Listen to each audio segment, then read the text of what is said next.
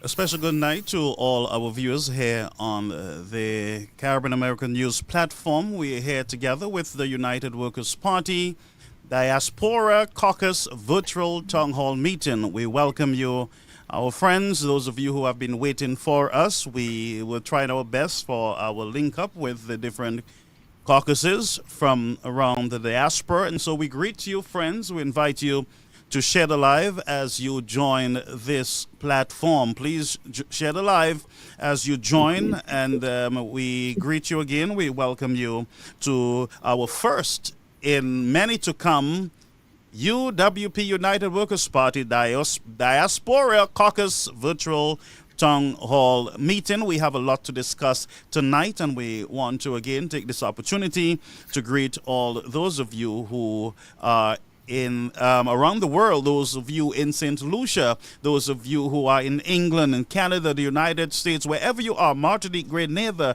from around the world, we greet you. Welcome to this, our first in many to come virtual town hall meeting. Folks, please share the live as you join us. Share the live. Share the live. There are folks waiting. Let's keep working, friends. Yes. Every single decision we have taken has been to fertilize prosperity for today and to sow the seeds of progress for our nation 10 years from now. Every budget we delivered, every investment we attracted, every infrastructural project we approved, and those we re-engineered are meant for our children, our future, our St. Lucia.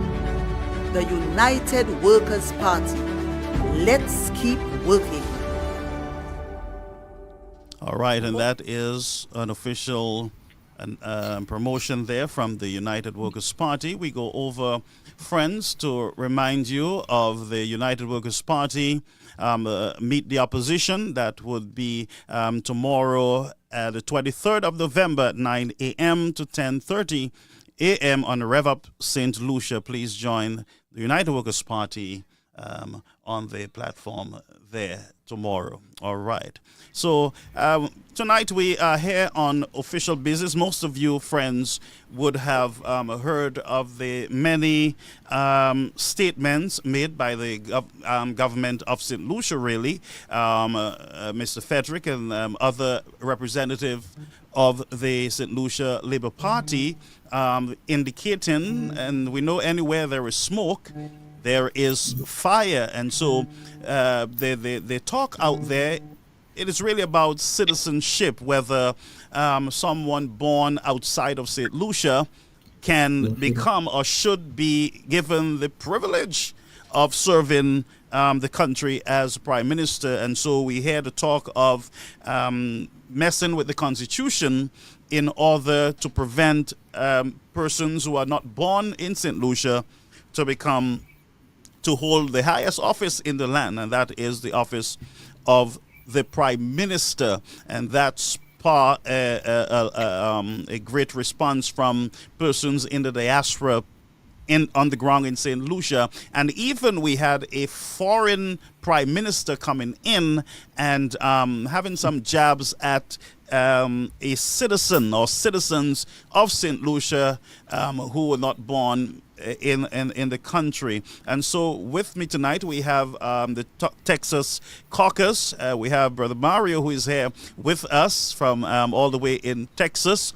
We also have with us our New York caucus, Mr. Lubrin and his wife. We also have on our platform tonight and welcome to you. These are Staint Lucians here on the platform. And tonight we're going to have an interesting debate. We also have our United Kingdom caucus representative on the platform. They will join us just in a minute. They're working out some logistics, but will be with us tonight. So let me hand over to, first of all, Mario, as he greets us from Texas caucus, the Texas caucus. Mario. Good evening, platform personnel, and good evening to the host Garfield, and good evening to St. Lucia and St. Lucians, wherever you may be. I bid you greetings from the Lone Star State, and I'm really excited to be here to lend my voice to this debate and to this discourse that is affecting our country. Thank you so much, and welcome to the platform. It is good to have you here. Let's go over to New York, Mr. Lubrin and his wife from the New York caucus. Good evening, Garfield, and to all listeners from around the world. I must say I'm pleased to be part of this discussion.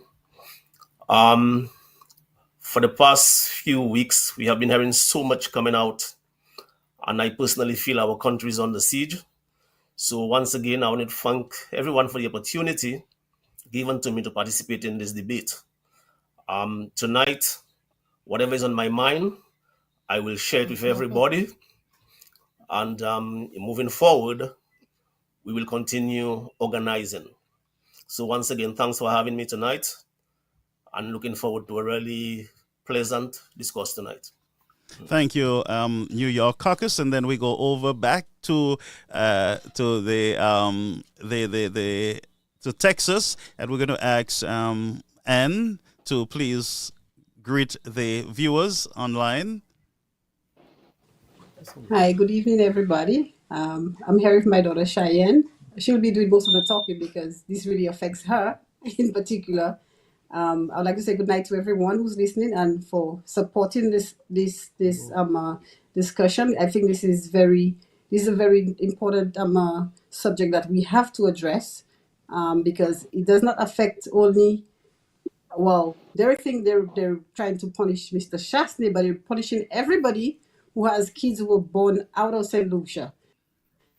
Take a stand on this matter and do what we have to do, what is right for our children.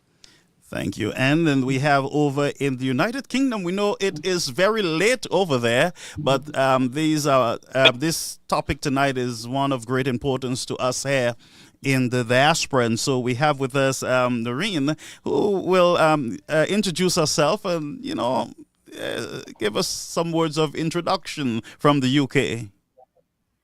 Okay, good evening, everybody. My name is Noreen Norbert. I am a British-born St. Lucian, and I grew up in St. Lucia, spent my formative years there, and I consider myself to be as St. Lucian as anybody else, or perhaps even more so in some cases, of the people who were actually born in St. Lucia. And it has been my lifelong mission to assist St. Lucia in every way that I can. All right. So thank you so much for being here with us, our leaders here in the diaspora. And I want to say I saw Miss Ward from the Canadian caucus there in Canada on the platform over on YouTube. And I am sure all our caucuses are going to be here in one voice condemning any attempt to disenfranchise any St. Lucian citizen from participating in the development of their country. And very, very sad indeed. By the way, I want to welcome our opposition leader, the Honorable Alan Chastney, and our the chairman of the United Workers' Party, Mr. Terrell Prudent, and all our other leaders, Dominic and all, but Guy Joseph, all our leaders within the United Workers' Party. We welcome you to this, the Diaspora town hall meeting, and we look forward to more engagement because, as I said earlier, these the attempt by the Labour Party government under the leadership of Mr. Philip J. Pear, I believe it is very reckless. It is just careless to just throw out these type of discussion. The last time Mr. Pear was here in New York, he requested, as a matter of fact, he was asking, urging citizens of St. Lucia to come back home. Come back home to serve your country. Come back home to set up your business. We'll help you do it. But then you were saying to them, when you get back on St. Lucian soil, well, we don't really need you. You know, we're going to limit you in what you can do in your country. I'm going to go over first of all to our the president of the Texas caucus. What is your take on this new development in St. Lucia with citizenship and whether you can become a prime minister? What is your take on it? Thank you for the opportunity, Gaffel. Gaffel, I have never been involved in politics, in elective politics. You see my fingers there? They've never been stamped for anybody political ever. I have never voted in my life, not in the US, not in St. Lucia. I have never voted. But here I find myself on this forum tonight. I feel compelled to be on this forum tonight because I left St. Lucia probably at the age of 17, 18 after high school. I moved over to the US. So and here I am. Of the USA. Well, if the definition that I heard in the House yesterday stands, then I'm a product of the USA. Mm-hmm. But Gaffel, I as a young boy growing up, when I was growing up, it was always my desire to be able to go to be able to study abroad and to be able to come back to be able to contribute to the development of my country. Mm. That have always been my dream. That have always been my aim. Since I have been up in the States, I have invested in St. Lucia. I've invested in a number of properties all over St. Lucia. I have a daughter, and she is more St. Lucian than I am. She was born in the US, but she's more St. Lucian than I am. And she's the reason why I'm here today. Because something that we all took for granted, that one thing seems to be at risk today, that our kids, we took it for granted that our kids who were born outside of St. Lucia by two St. Lucian parents, they were automatically St. Lucians. But what I'm hearing from a particular government minister, and it was further pushed by a foreign prime minister on our soil, is that my daughter might not count. Mm-hmm. So, in an attempt to go after Alan, Mr. Chastney, you came in after my daughter now. So now, I'm sure you probably did not ever mean to come after any of our kids, but in your attempt to go after Alan, you come in after every one of our kids who were born outside of St. Lucia. You are telling us that our kids do not count. And here it is that because of this very reason, I am here tonight to lend my voice to this discourse to say this cannot and should never happen in the land that gave birth to me. So first of all, And our national anthem go says ahead. something. Don't matter where you may roam, love, oh love, the land that.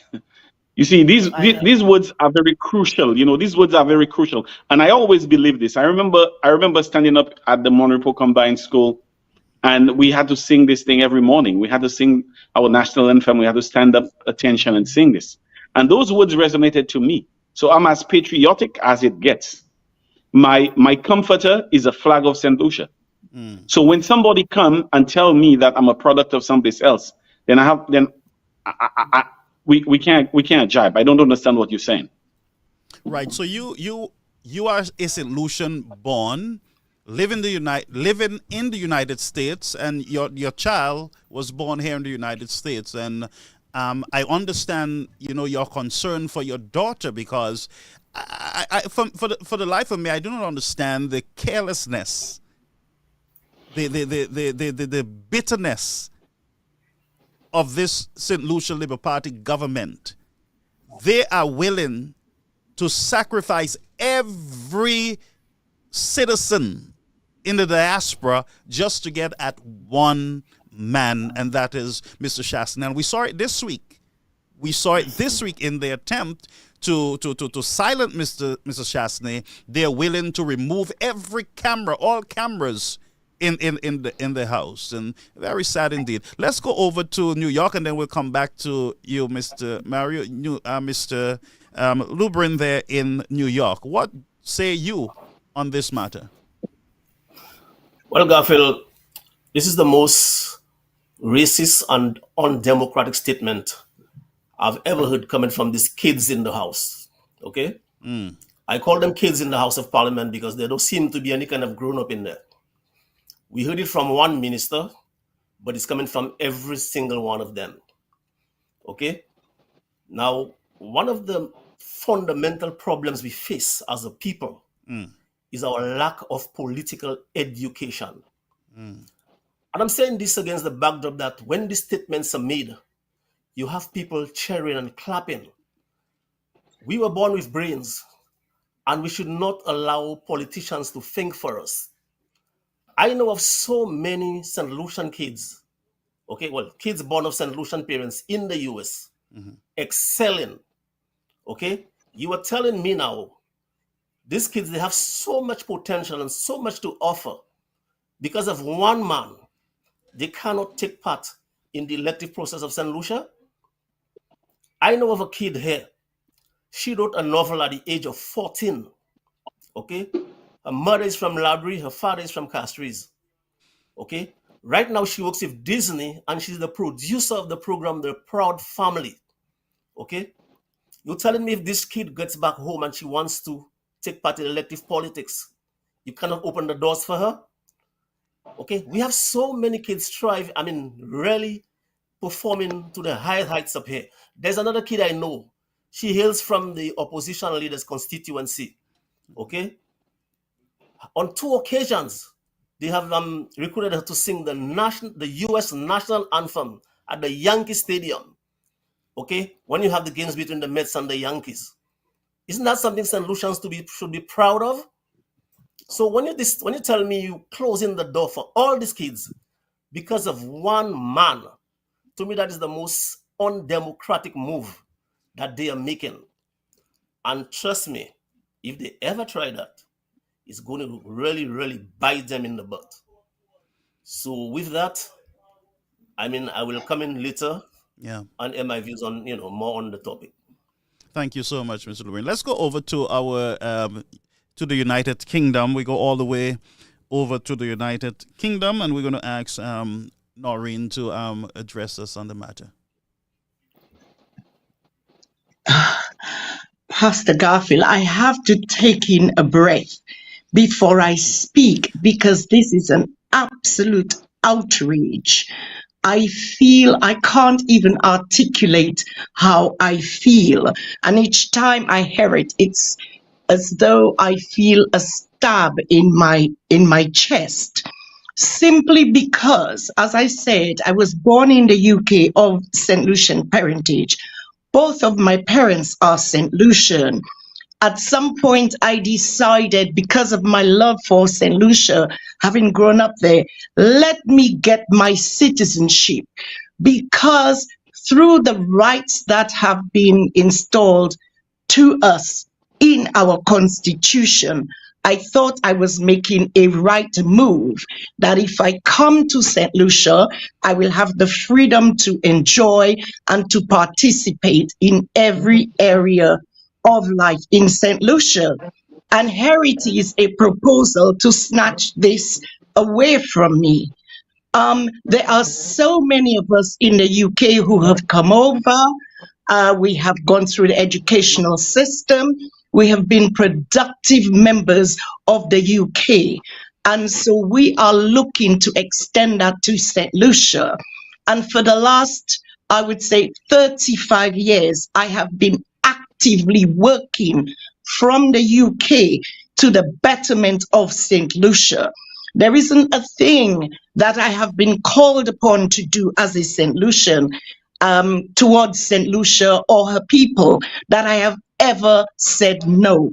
Even when I am a bit unwell, as I am this evening, I have colleagues up and down who are in the same position, who were not born in St. Lucia, but born of St. Lucian parentage in every sphere and every aspect of life. And you cannot tell me that it is acceptable because of your bias, your discrimination, your lack of vision, your small-mindedness, your petty politics, that this is the proposal to change our constitution just to get at one man who has already done so much for St. Lucia, who has already proven himself. But then it goes beyond this one man. It affects me, it affects my children, it affects my grandchildren, and it affects tens of thousands of St. Lucians. We want the right, as we already have, to be able to take part in any legal activity that is going on in St. Lucia.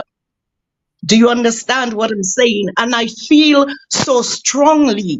I feel as though if we need to, and I'm not a violent or aggressive person, but if we need to get to civil unrest to be able to drive that point home, if that's the option that we've got, I will be there. I will pay my fares and get down to St. Lucia, and I will be there.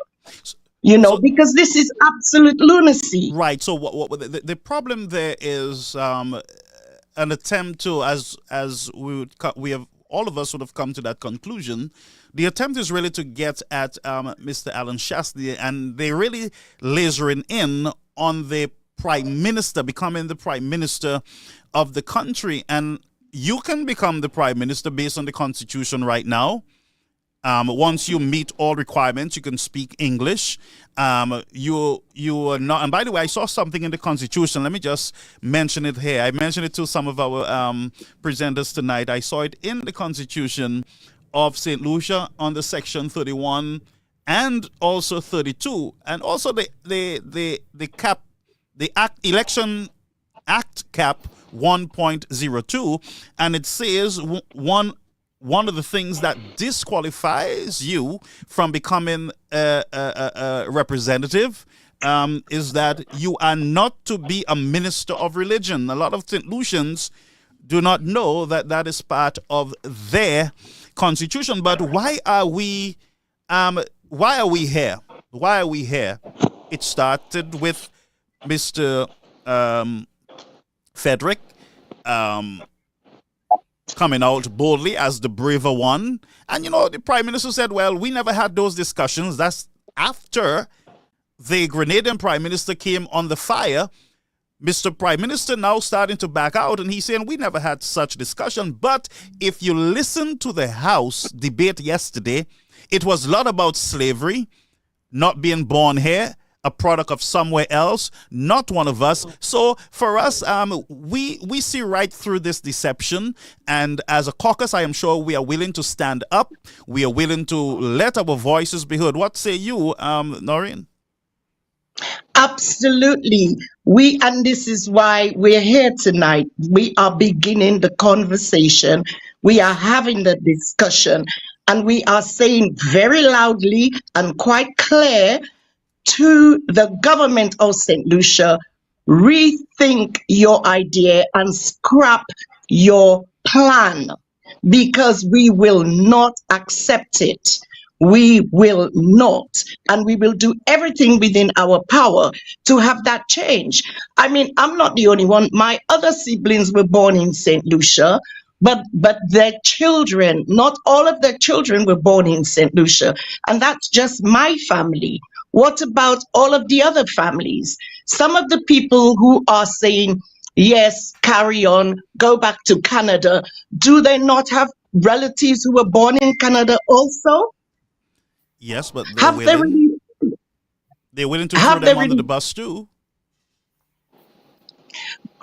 then that tells me these people do not have the best interest of St. Lucia to heart.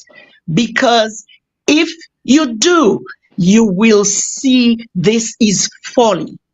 You will absolutely see this. As I sit here in the United Kingdom, we had a Prime Minister, Boris Johnson, who was not born in the UK.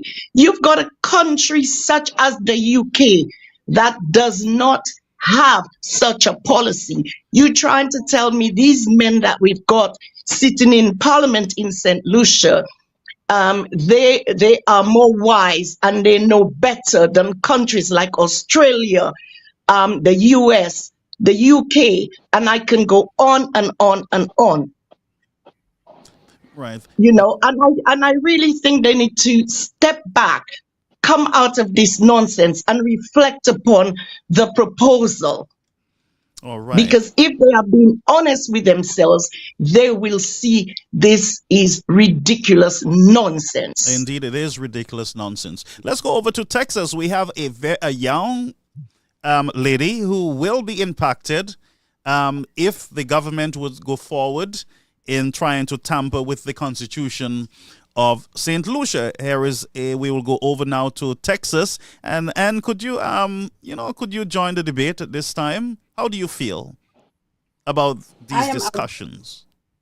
I think this is a stepping stone that we should not allow, like Doreen said, politicians and Mario said, to make decisions for us. We're the people we're the ones who elect you into office.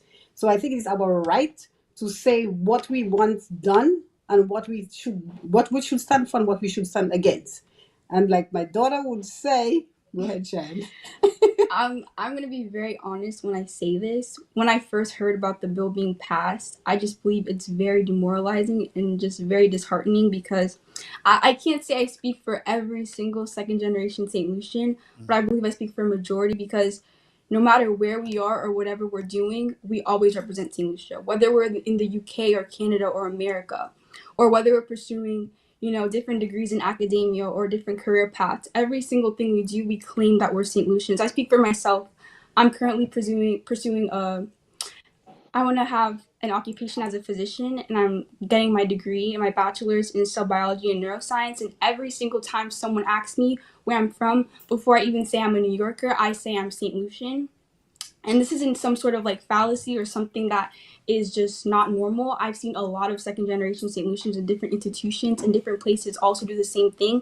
They say they're St. Lucian before everything. And that's why I say it's very disheartening, because for us to go into all these different places and claim we're St. Lucian, it's, I want to say, indirectly saying that, maybe even inadvertently saying that we're not St. Lucian.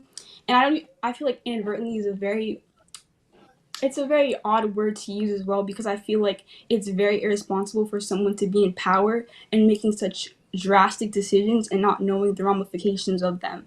Like I believe two other of the gentlemen said that they're doing this to target Alan Chastney, but they don't know they're doing it towards the other kids who are not born in St. Lucia. it's very irresponsible to making such drastic decisions and not knowing and considering the ramifications that come with it. And I feel like something I just want to draw a lot of people's attention to, Derek Walcott, he's the pride and joy of St. Lucia. He's a Nobel Prize winner. Yes, he was born in St. Lucia, but a lot of his life he did not live in St. Lucia, So it's kind of with the same rhetoric, he's not a St. Lucian, And I also believe it could honestly be very beneficial for St. Lucia if this bill is not passed, because I believe it's Denzel Washington said, if you want something to happen, you have to do something you've never done before. And I believe it could be very beneficial if there are St. Lucians who have left St. Lucia, or St. Lucians that were born in St. Lucia who maybe are more versed in foreign policy or different things that they're able to learn from these institutions outside of St. Lucia and bring that back towards St. Lucia and just cultivate St. Lucia to a different paradigm it's never been to. So I Right. feel like it's all about perception and what's best for St. Lucia. And I feel like this is just not being considered at all. And it's just very demoralizing to people like me who represent St. Lucia wherever we go and whatever we do. And it's just very irresponsible in my opinion.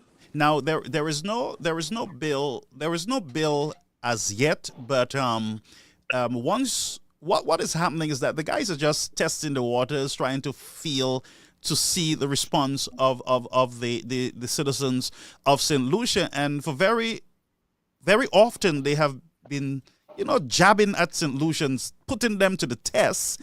And sadly, we are not speaking up enough about some of these, ideas that we hear out there from our government and, persons who are associated with the government. So as a young person listening to this whole discussion from the outside, when it comes to the racist discussions that we are now having within our chambers in St. Lucia from government officials, what is your take on the level of racism that exists now within the government of St. Lucia? I feel like it's very discriminatory, especially I feel like if we use this same rhetoric was used, I believe, when Barack Obama was running for president. They believed he wasn't American enough to run, obviously because of discrimination. They didn't want him to run, but then he became president, and look what he did for America. This same rhetoric is being used in St. Lucia. You cannot use discrimination to isolate a certain group of people from not running. And I feel like, like I said, it's very irresponsible to even, like you said, poke at St. Lucians. Very irresponsible. No one in power should ever be doing that. And I feel like discrimination should never be a part of any equation in politics at all. And thank you so much. But and I still feel like I need to engage you as a young person, because you would be impacted by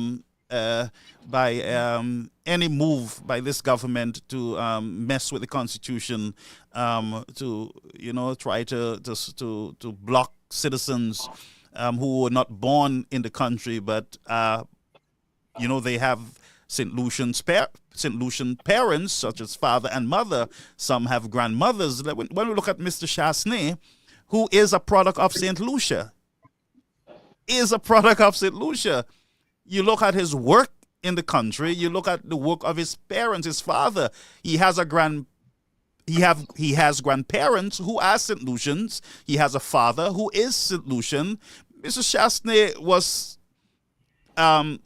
mom went over to Martinique because of medical reasons, and so a government is so careless and ready to basically wipe him out that they're willing to throw you as a young woman under the bus with them. What do you want to say to the prime? I want you to speak directly to the Prime Minister of St. Lucia. I believe it's just very illogical. I believe if you're a prime minister, your first thing should be what's beneficial for St. Lucia. Thank you. And like you said, Alan Chastain has done so much for the country. If even in my shoes, I believe, like I said, it should just be for the benefit of St. Lucia. You should be able to put your pride aside and say, you know what? If he is what is benefiting St. Lucia and he has the knowledge and he has done so much, I would never, ever be in that place to poke at St. Lucians or try to pass bills to prevent him from running. Especially everything that he has done. I feel like it's something that's just very prideful, very illogical. And I personally believe someone like that should not be in office. My God, and this is coming True, from true. a So young got you. person. Go ahead, New York. New York want to step in, and feel free to just jump in, into the discussion, folks. New York. Yeah, just to be part of the discussion, I must honestly say that, you know, when you look at all those kids we have, like my kids, for example, I have my two boys. They were born here, but of course, of St. Lucian parents. And, when you ask them, it's like they always want to go home. For them, oh, when are we going home? They know, like, as much as they were born up here, St. Lucia is what they know as home. Wow. Now my kids gonna be That's true. here.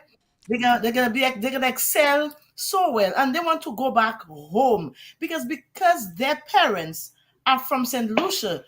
Even if they are born up here, they still know you. They will tell you home is Saint Lucia. If you ask them, But I just oh, want to I just I'm want to add going to home. what you're saying. Yes, I go just want ahead. to add something to what you're saying. Mhm. Not just that St. Lucia is home, but St. Lucia is the only place they will ever feel totally welcomed. I You know. see, So true. being having kids, and I don't know if people know that, but your kids, you see, we don't understand what kids that are born up here go through, because their mannerism and everything is taught differently. You are taught and you are brought up in a St. Lucian home. Your whole mannerism, everything is St. Lucian.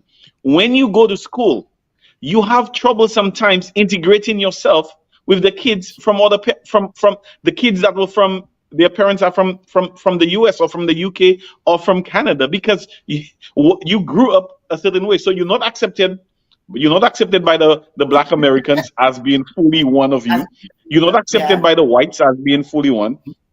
And true. yet still, so the only person you could identify with is when you meet It's people of home. from back home.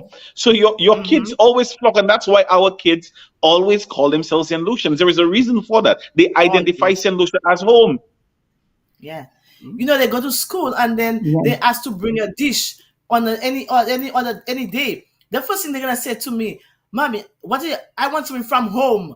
What are you gonna do from home?" I'm like, "What do your Americans know nothing about St. Lucians?" But it's like they feel they want to show off. Let me show what St. Lucia have to offer. Let me bring anything from home. So they Saint Lucia for them, as much as they were born up here, Saint Lucia is their first home. And then taught my kids to want to go home and to tell them that they're not welcome, or they can't be part, or they can't fit in. It's like ridiculous. And that's why I And I said, think Miss totally Right, unacceptable. and that's why I said, Miss Lubrin, that I believe the government is very careless, and every day, every minute, we are seeing their carelessness on display. Again, in the house, when you look at St. Lucians who are born in the diaspora, and you say to them that you're not 100% St. Lucian, you're not a product of our country, and so we want to restrict you. They are talking to thousands of young children. I am not even sure that they understand what they're discussing. So, Gaffel, Thousands. May I let step me in take here, please? another angle, Gaffel. Most of us, when we left St. Lucia, we always left St. Lucia with the mindset we're going to work so we could be able to build a house, we're able to come to retire back home. And we've made investment.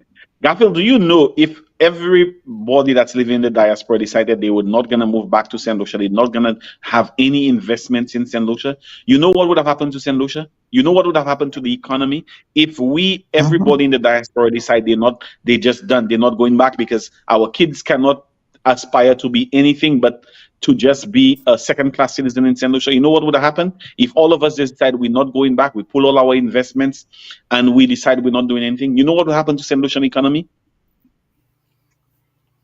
I'm hoping that one of the more learned individuals that's probably listening would be able to put a figure to the amount that the diaspora contribute to the GDP of St. Lucia on a yearly basis.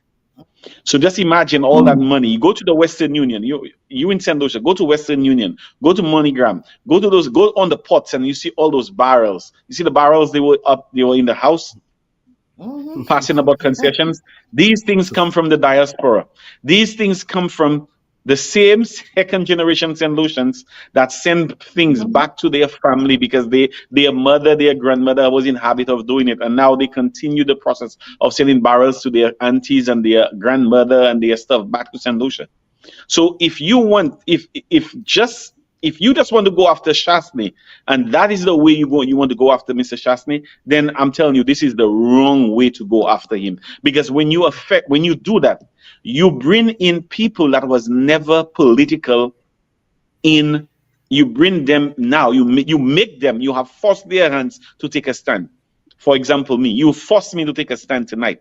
I have never been political. Like I said, I have never voted until all of these things started unfolding in St. Lucia. And I felt compelled that I could not stay on the sidelines anymore. And we're happy that you're engaged. Let's go over to the UK, Mario, and then we'll come back. Yes, We want to hear more from our young friend, all right? Go ahead, UK. Okay, but I wanted to jump in on this discussion, not least because of I talked about the outrage, and one of the things for me that makes this so challenging to understand is the racist element, the discrimination element that creeps in. Now, this for me is another lifelong fight, particularly in the UK, because I personally have experienced racism in this country. When it came to me pursuing further and higher education, when it came to me using the National Health Service, when it came to me looking for work. So I have personally experienced racism in different aspects of residing in the UK. And yes, I do see myself as a St. Lucian, but of equal importance to me is this whole thing around racism and racial discrimination. And I am very passionate about it to the extent that any and every organization where I have worked, I have championed anti-discrimination practices, particularly as it relates to us who are of African descent, if you want to go that far, because the Africans, the people from the Caribbean, even our children that were born here, we have not been fully accepted in these environments. And so therefore, yes, my children were raised as St. Lucians. I took them to St. Lucia when they were very small. My children are all grown up. When they were very small, I took them to St. Lucia, and sometimes I would leave them in St. Lucia for at least a year at a time, so that they can have first-hand experience of what life is like in St. Lucia and what it is possible for us to do as a people. And so therefore, I feel so strongly about what is happening with regard to the proposal. Yes, we know it's not yet law. We know they haven't passed any proposals. I do not want to wait until that happens. I want us to have the opportunity to voice very strongly our opposition and why we are opposing. We do not want the government to start thinking along those lines at all. And yes, they're testing the water. They're putting the big toe out to see how hot the temperature of the water is. My friend, it is very, very, very hot, because I have been speaking to people in St. Lucia to say, wake up and really pay attention to what is happening. Too often in St. Lucia, we just allow things to happen to us, and then we get, oh, you guys have acquiesced because you haven't raised a voice in opposition to what we're talking about. And so that is why I'm concentrating my energy at this stage to do what we can to not allow that to happen. And I'm sure I see my young friend, she's smiling. So let's go over to her, and then we'll go over to Mario back to New York. All right, let's go back over to Texas. Not that I like Texas more than New York, but you know how it is. All right. That's fine. Let's go to our young friend. Yep. It just baffles me. I believe if you're going to be in that place of power, one thing you have to be is intelligent, and people that are intelligent don't use that sort of reasoning or deduction to say, okay, this person is a different skin color than me, therefore they're less than. And I feel like, especially as majority of people in St. Lucia are from African descent, and that same rhetoric is used against us in other parts of the world. So how is that fair to use that to somebody else in St. Lucia? And I like I said, it baffles me because stuff like that doesn't happen in like voting for a president in like a classroom. You know, you're not supposed to use your power for a personal vendetta. You're not supposed to use your power against somebody. It's just, I honestly, like I said, it just baffles me. I can't believe this is actually going on. And I hope people in St. Lucia are listening and seeing what's going on. And when they're voting, they're able to recall this happened because of this prime minister, and they're able to use their power to make better decisions. And something that I observe with the Prime Minister of St. Lucia concerning the airport, I'm not straying from the discussion. I heard a statement from the Prime Minister, Mr. Pear, where he said that he never knew that there were two-story airports, or people could have drive at the top of airports and at the upper level. And it says a lot that, you know, I mean, maybe he need to spend maybe a year or two in a foreign country to understand how things, maybe he's lacking the experience. You know, but a lot of parents back in the days, and most of you would agree with me, would assess their kids. They would look at their kids and realize, look, this child is going to get in a lot of trouble here in Dennery or in Castries. So I'm going to make a way so that you can go to the United States. You can go to UK was the big thing back in the days. They just wanted better for their children. They wanted to protect their children, some of them, and so they ask relatives to help them get those young people. And many of us are a product of our parents trying to protect us. And my greatest concern too, it is for mothers who suffer from preeclampsia. Those are issues during birth, where, you know, the pressure goes up and the mother, you know, she's very vulnerable at that time. High risk St. Lucians who are now thinking, well, I can't even go overseas for medical help. There is no health care in the country.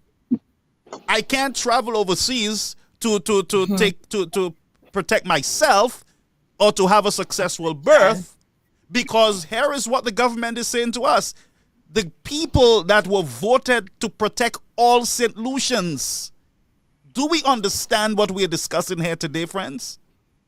Do we really understand the danger? That note, go ahead, Texas.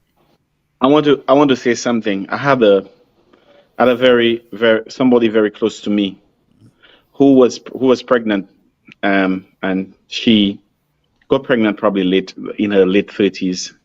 That was going to be her first child, and the doctors in St. Lucia told her, "You probably need to travel to have this baby. It's too high risk to have it." She traveled to the US in New York. She had the baby, and while giving birth to the baby, she passed away. Oh. The daughter spent a few weeks in New York, I think maybe about 6 weeks, and traveled back to St. Lucia. I don't think she's ever been back to the US. If this become law, that child who her mother left, who left St. Lucia to be able to have a safe delivery and still died in the process, that daughter who her father took her back to St. Lucia, would never be able to amount to anything but a second-class citizen. If this ever become a bill and become law. These are the real world consequence of those reckless statements when you make them. And I say that we've taken this right we've had for granted. Yeah. Why we've taken it for granted? We've given to one political party a super majority in the House of Parliament, that they can change our constitution without maybe even a referendum. They could decide they could abandon the Privy Council and go to the CCJ just by the fact that they have 15 guys in the House and ladies. When we as St. Lucian give any political party that type of power, we basically have surrendered a lot of our rights. And that is when you find abuse taking place. And if this loose talk, I call it loose talk because it was first reported on HTS.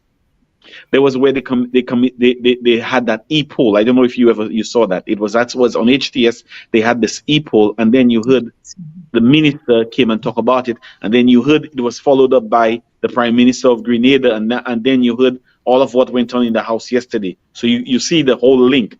HTS first came out with an e-poll going around the boulevard asking people what they think about if people that are not born in St. Lucia should be Prime Minister.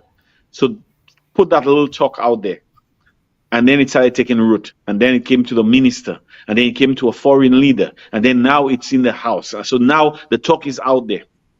And I'm simply saying to St. Lucians of a like mind, St. Lucians from both political parties who have families and who have kids who are born in the diaspora should unite with one voice and to say, keep this thing away from St. Lucia. We have coexisted since 1979 when we got independence until now, and we were doing okay.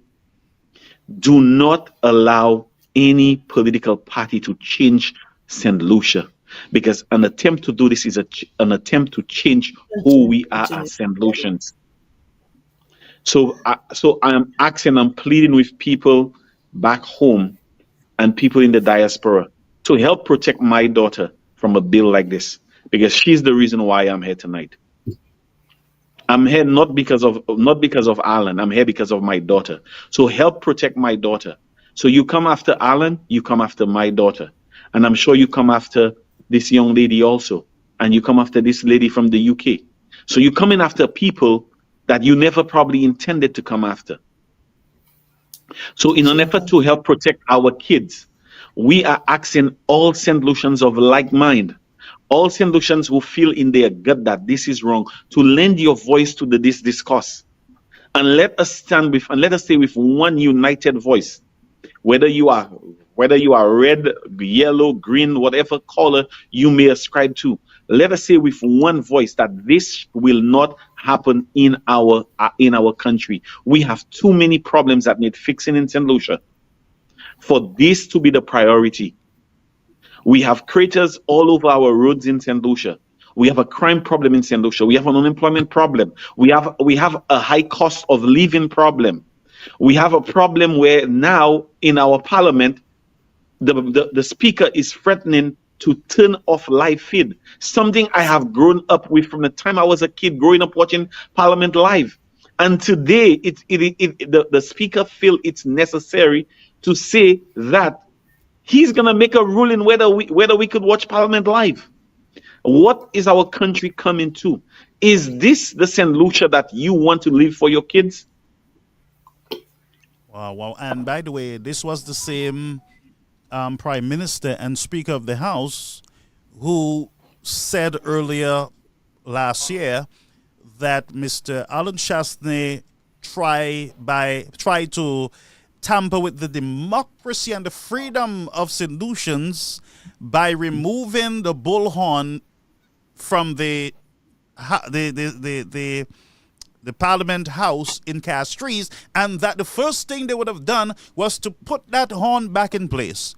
Now we're hearing that he wants to remove the live feed so that no outsiders can hear what is happening because he's trying to control Mr. Chasney from pandering to the crowd. And I mean, it is. And by the way, the Staint Lucians, I believe they're too docile, they're quiet, they are not speaking up I think so too. enough. They are this government, they're chipping away at It's too basic much. rights of St. Lucians afforded to them under the constitution of the country. They are chipping away. And I will tell you about democracy. When the people allow governments to chip piece by piece at the constitution, I am telling you, one day you will wake up and realize that you as citizens of the country, you are in trouble. Half of your rights would have been taken away from you right before your eyes. And so those people who are rejoicing that, yes, we're going to get Mr. Chasney. Mr. Chasney will ever be a citizen of St. Lucia no matter what law you pass. Mario said it right. There's enough issue in the country. Healthcare, the roads. Our roads, believe it or not, are killing people. Our roads are responsible for the death of many St. Lucians. Do we understand this? That's a priority. The high food prices a priority, not the opposition leader. The opposition leader is not your priority. Healthcare, people are dying because they are, imagine, St. Lucians are dying from diseases that are curable because they live in St. Lucia. If they were in the United States, in United Kingdom, in Canada, these people would live. But look at what they're doing. Now I'm going to open the floor to any one of you because the more I discuss this, the more I get upset. Garfield, there is the Washington Post. The Washington. Sorry, just one last point. The Washington Post had a subline. It says, "Democracy dies in darkness." Democracy dies in darkness. And that if you go to that was what they had all throughout. You know one of the main reasons why they had instituted that, it was during the reign of President Trump. Whether you support him or not, I'm not here to opine on my support for him or against him. I'm just simply saying, when he came into power, the Washington Post adopted "Democracy dies in darkness." If you tell me that today that you're going to rule that we cannot see the parliament live, we could only get a tape recording. We saw what happened sometime earlier this year when there was a debacle in the House and they edited the footage. Is this another attempt by this government to be able to go and edit? So they're not going to have it live, and they're going to edit whatever they want. And I'm asking the question today: will our democracy die in darkness? Wow. I want to jump in there quickly, Garfield. Let's go to the While on the question of power, okay, go ahead. it's often been said that power can corrupt. But I will go further to add that two things power can do to you. And that's my personal feeling. I'm going to use some strong words here. Go ahead, sir. One, it can get you stupid. And two, it can get you arrogant in your stupidity. Look at the kids in the house today and tell me who are the kids that these traits are coming from. Your guess is as good as mine. Being stupid or being arrogant in your stupidity. Number two, whatever we are doing here now is organizing. And one of my favorite leaders, Martin Luther King, he often said, organization is the weapon of the oppressed. No matter if the trade unions, civil society, the bar association, the mental and dental association, the everybody, all these organizations can be in bed with the government. But if the people are organized, whatever you work towards, whatever your goals are in terms of achieving, you will achieve it. Yeah. Once you are organized. Okay? That is the only weapon at our disposal now, organization. And I'm hoping for that march on the 30th, they will send that strong message. Okay? You think we are not organized? We are, and we are coming for you. That's Okay? right. Now, it is often said before, and one of my mentors was Stokely Michael. He said, if you want to lynch me, that is your problem. But then if you have the power to lynch me, it becomes my problem. Right now, the government, they feel they're in bed with the media, they're in bed with the Chamber of Commerce, they're in bed with the National Trust. So that gives them the power to lynch us. So now it becomes our business to tell them, no, we will not accept your foot on our necks. We have not given you that power. Even though the other associations they're in bed with you and they have given that to you, we the masses, we have not given that to you. And what we're doing there now, we should continue because that is our only weapon. It is organization. And that's let's go over to the UK and then I'll make a statement. Yeah, there are just three things that I would like to pick up on. One, first and foremost, I want to take us back to, yes, we've got rights enshrined in our constitution. And to me, it seems an opportune moment when we as St. Lucians need to be aware of what our rights are in that constitution as it currently stands. Because I think perhaps the majority of us are unaware. And so we need to know what that is, because that would then give us the confidence or whatever the word is for us to be able to defend these rights. Second point I also want to make is that in terms of rights, we also have responsibility. Yeah. And so therefore, if you think of me being a citizen of the United Kingdom, I've dual citizenship, but I'll speak to the part of my UK citizenship. There are certain responsibilities that I've got.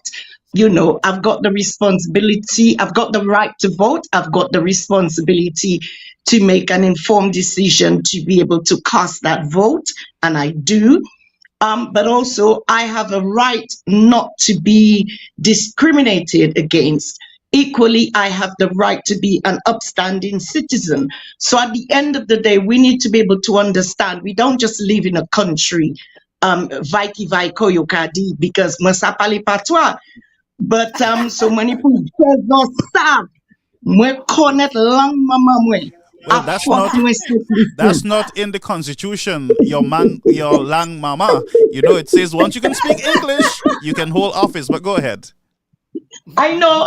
I just wanted to demonstrate to the listeners that I can speak patois also, but it wasn't the point that I was making. That was just, me being a little jocular. I dare say you sound very eloquent speaking patois. That's right. So we'll have a Creole segment just now. But then also, I am specifically speaking to the St. Lucians who are of mixed heritage. Yeah. Where are you? And what is happening to your voice? Have you not heard? Are you unconcerned? Do you not realize what the potential might be for you as well? So I just want to just say that for now and park it. If you're going into a patois session, mwela epu. All right, so let's take a break and we'll come back because I want to target our young sister from Texas. All right, we need to hear the voices of our young people, and I want to challenge her to assist us in organizing our young people in the diaspora. Our next session in the diaspora, I will have to have a conversation with our chairman, and maybe he can speak to the different caucuses where we can organize a session like this only for our young people. We need to hear their voices. We need to get them involved. Let's take a break and we'll be right back. Texas has some very young and bright second generation St. Lucians, so we on board. So we will work with you to get our United Workers' Party youth in action. All right? Let's take a break. We'll be right back, folks. We can't trust labor. We can't trust labor. Between 2012 and 2016, labor destroyed our lives. They made us poorer by making us pay higher electricity bills. We can't trust labor. They made us poorer by making us pay higher water bills. They made us poorer by making us pay higher food bills.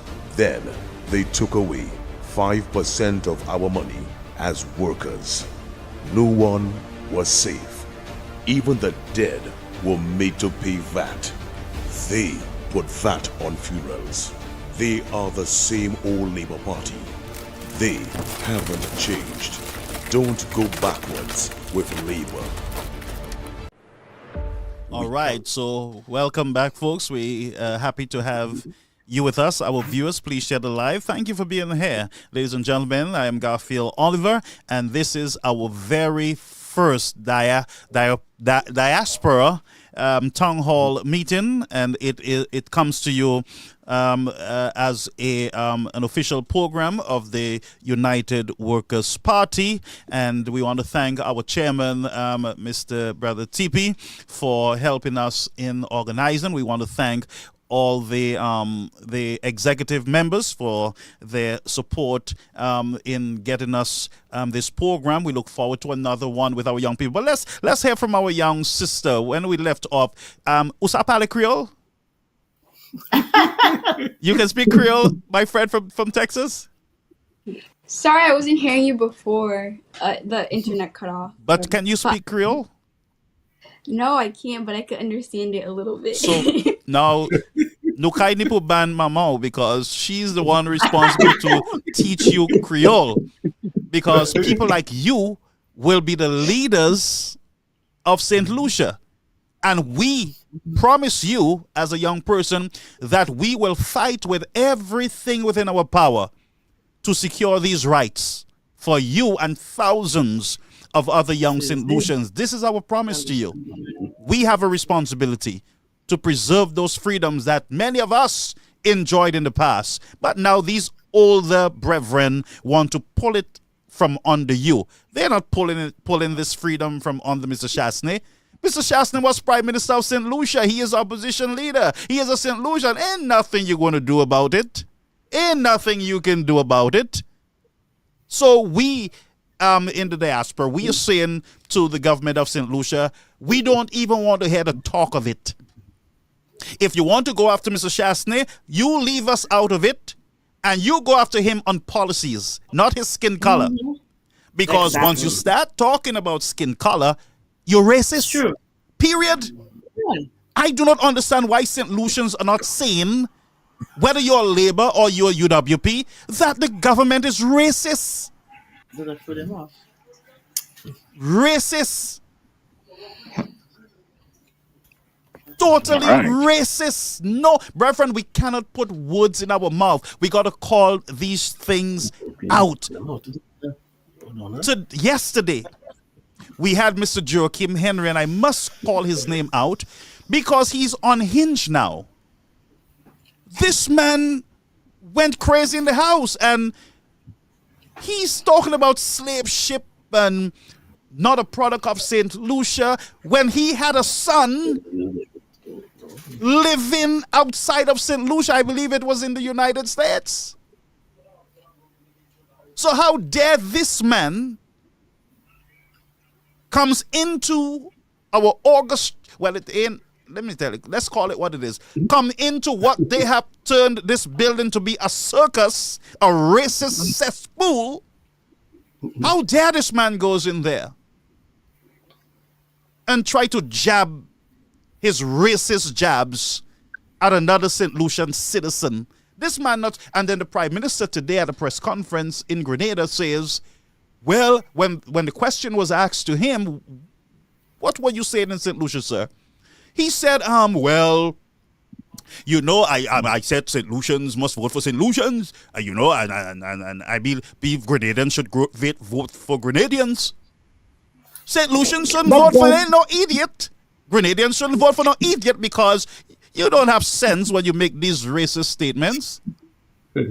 But No, the people Garfield, of Grenada are not happy about his they think that he has crossed the mark. He's stepped over the boundary as far as, you know, coming down to St. Lucia and supporting his sister organization is one thing. Interfering in domestic issues as he has done, talking about voting for St. Lucians, etc. That's none of his business, and he needed to not to poke his nose into our business. So the Grenadian people are saying to him, you've got stuff in Grenada for you to be focusing on. You're not supposed to go to St. Lucia and meddle in people's business. And so there's the whole chorus of people who are now not very happy with what he has done. Garfield, Oh, wow. I Go want to ahead, say something. I want to say something on this. Go ahead, sir. You see, Garfield, we got independence in 1979. St. Lucia have produced some of the brightest minds, two of the brightest minds that this world have seen. Wow. St. Lucians are not stupid people. As contrary to popular belief, we are not as stupid as some people think we are. Yeah. For somebody to come to our country after we've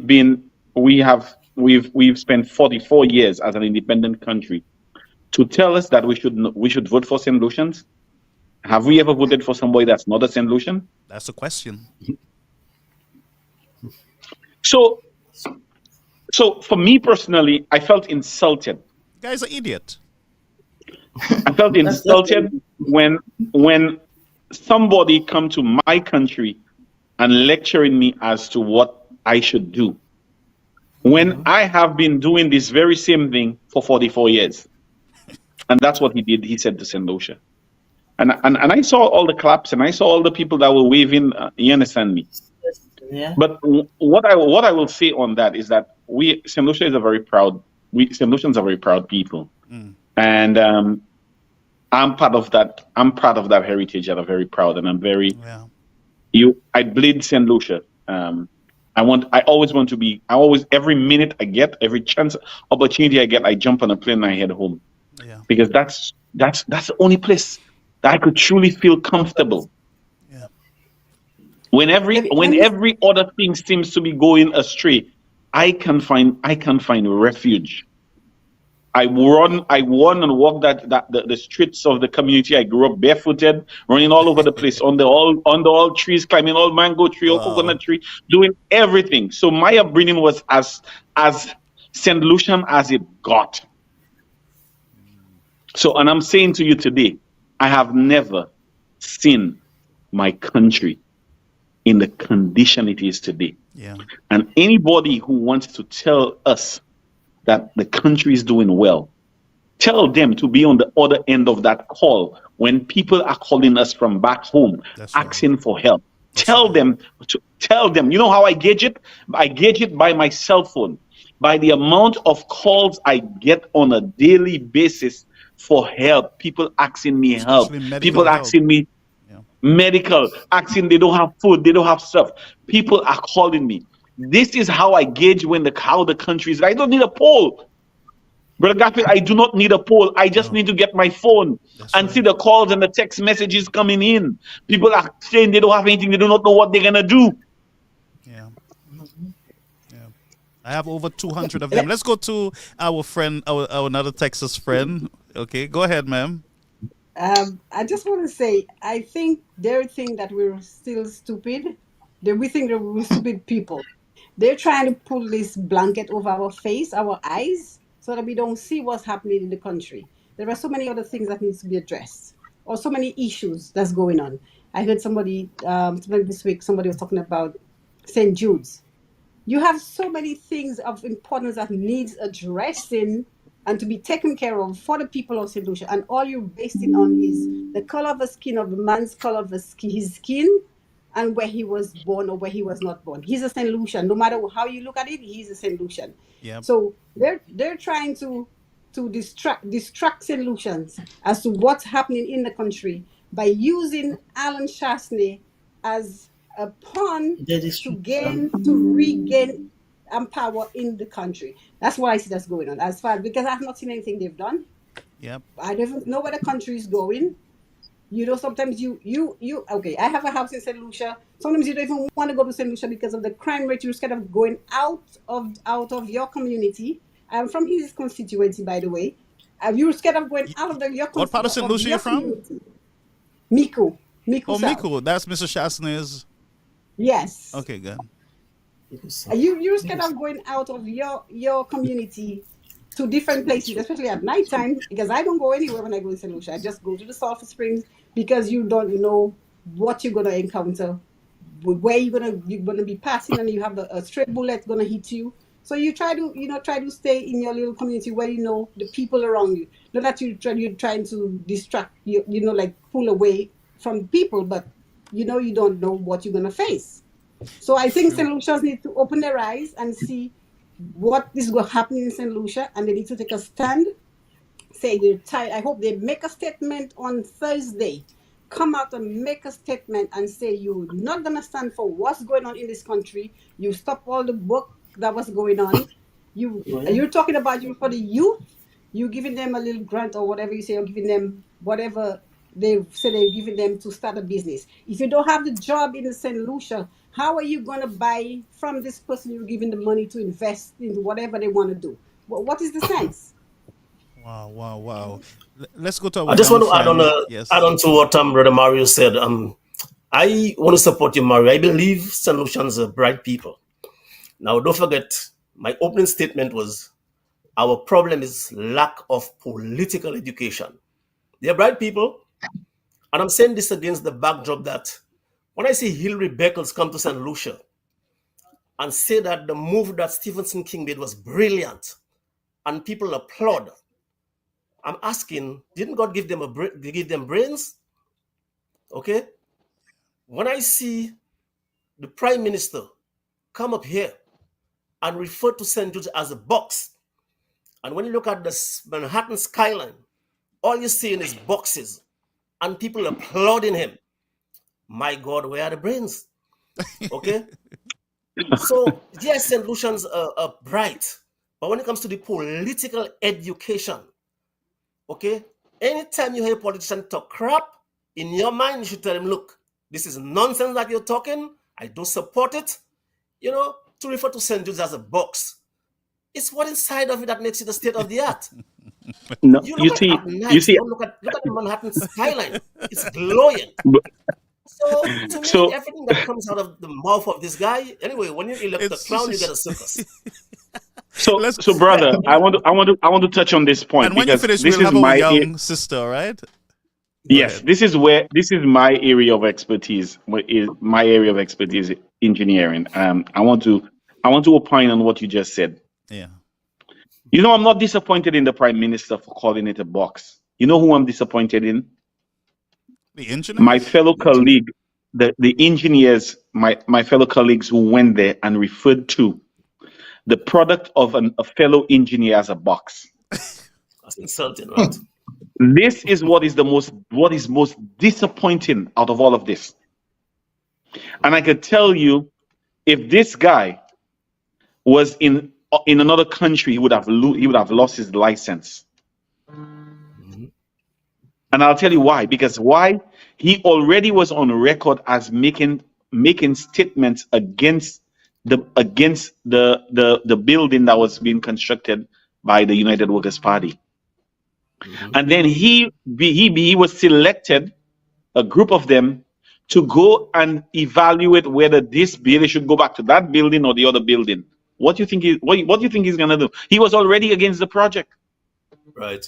So I want St. Lucians, and I'm really what is really troubling to me is that we have a lot of engineers in St. Lucia, and all of them are quiet. They're not saying anything. We have engineers back home. They are quiet. They're not saying anything, and they're allowing.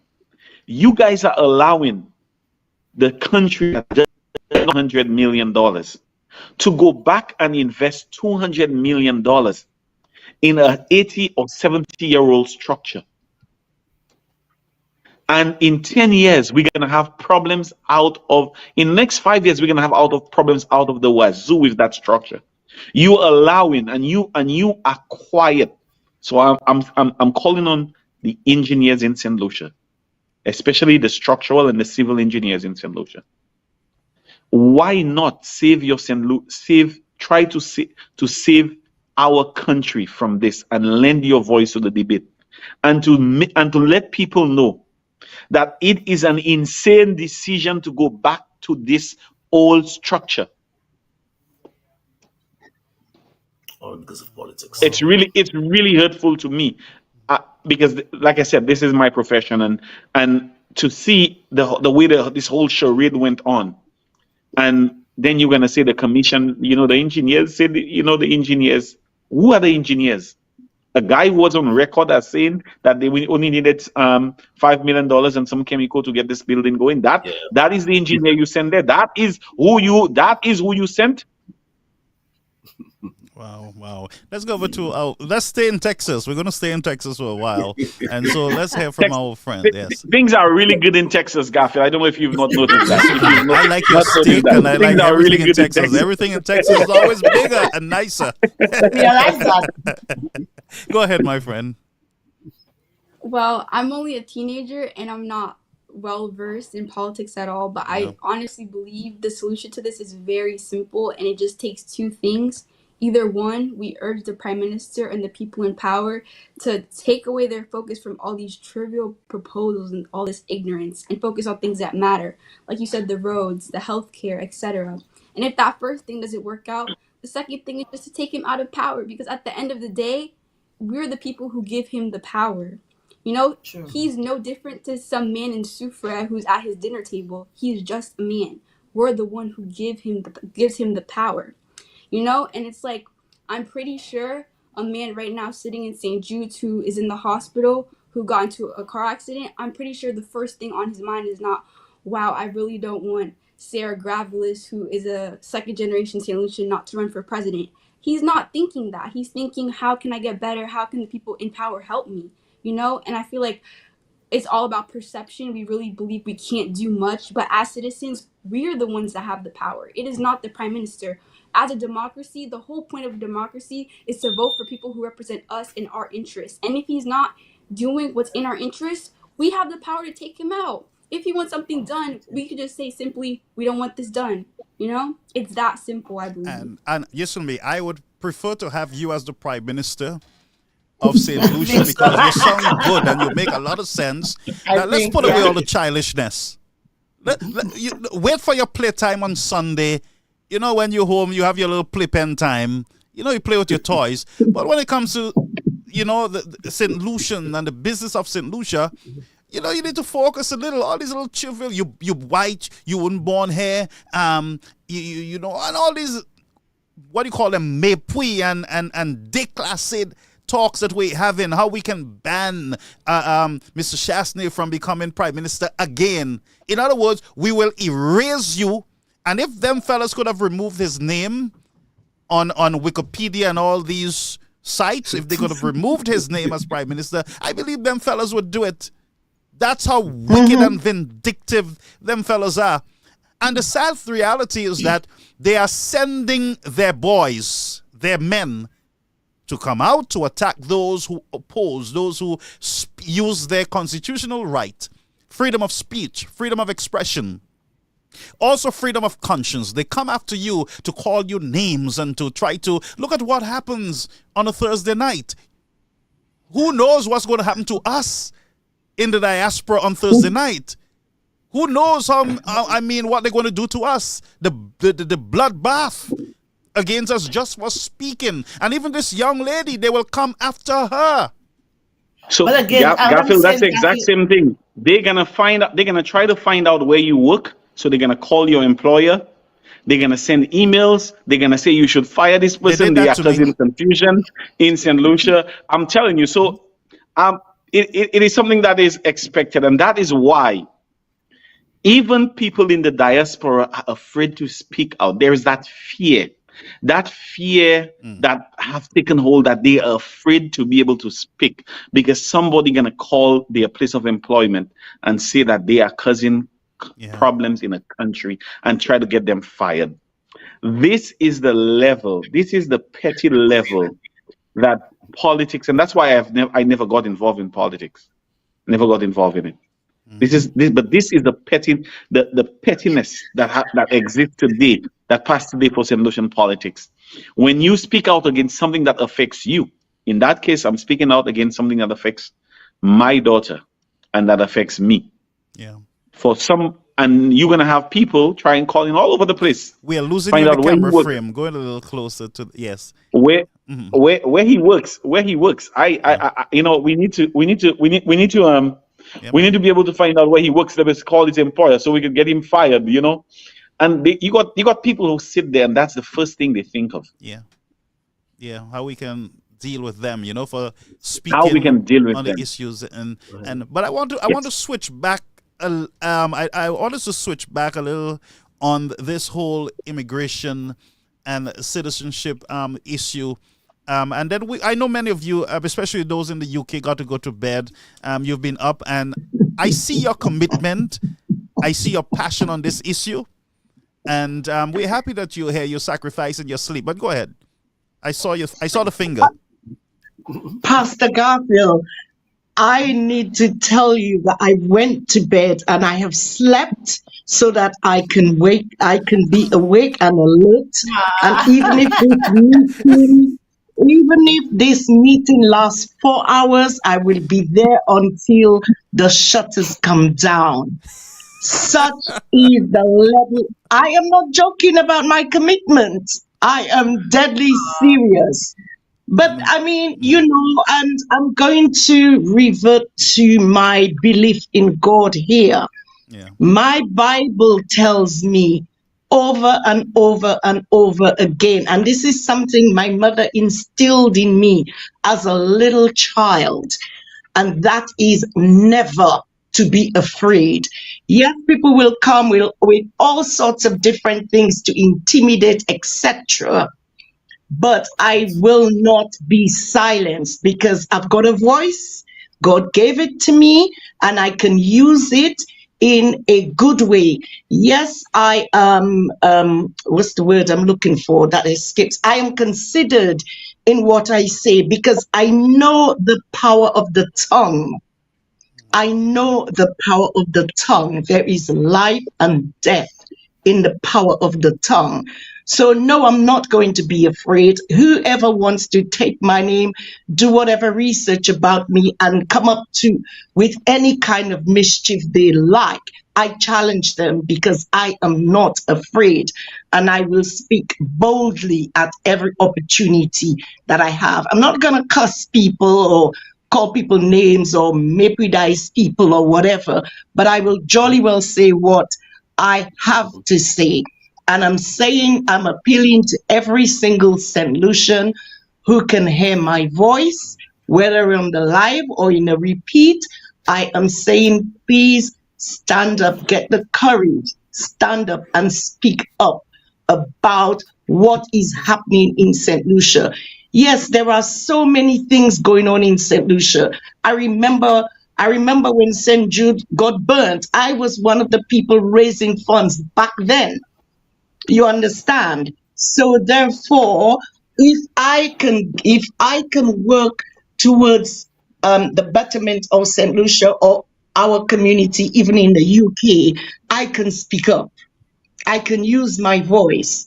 And I'm saying this is an atrocity. This is every negative word you can think of.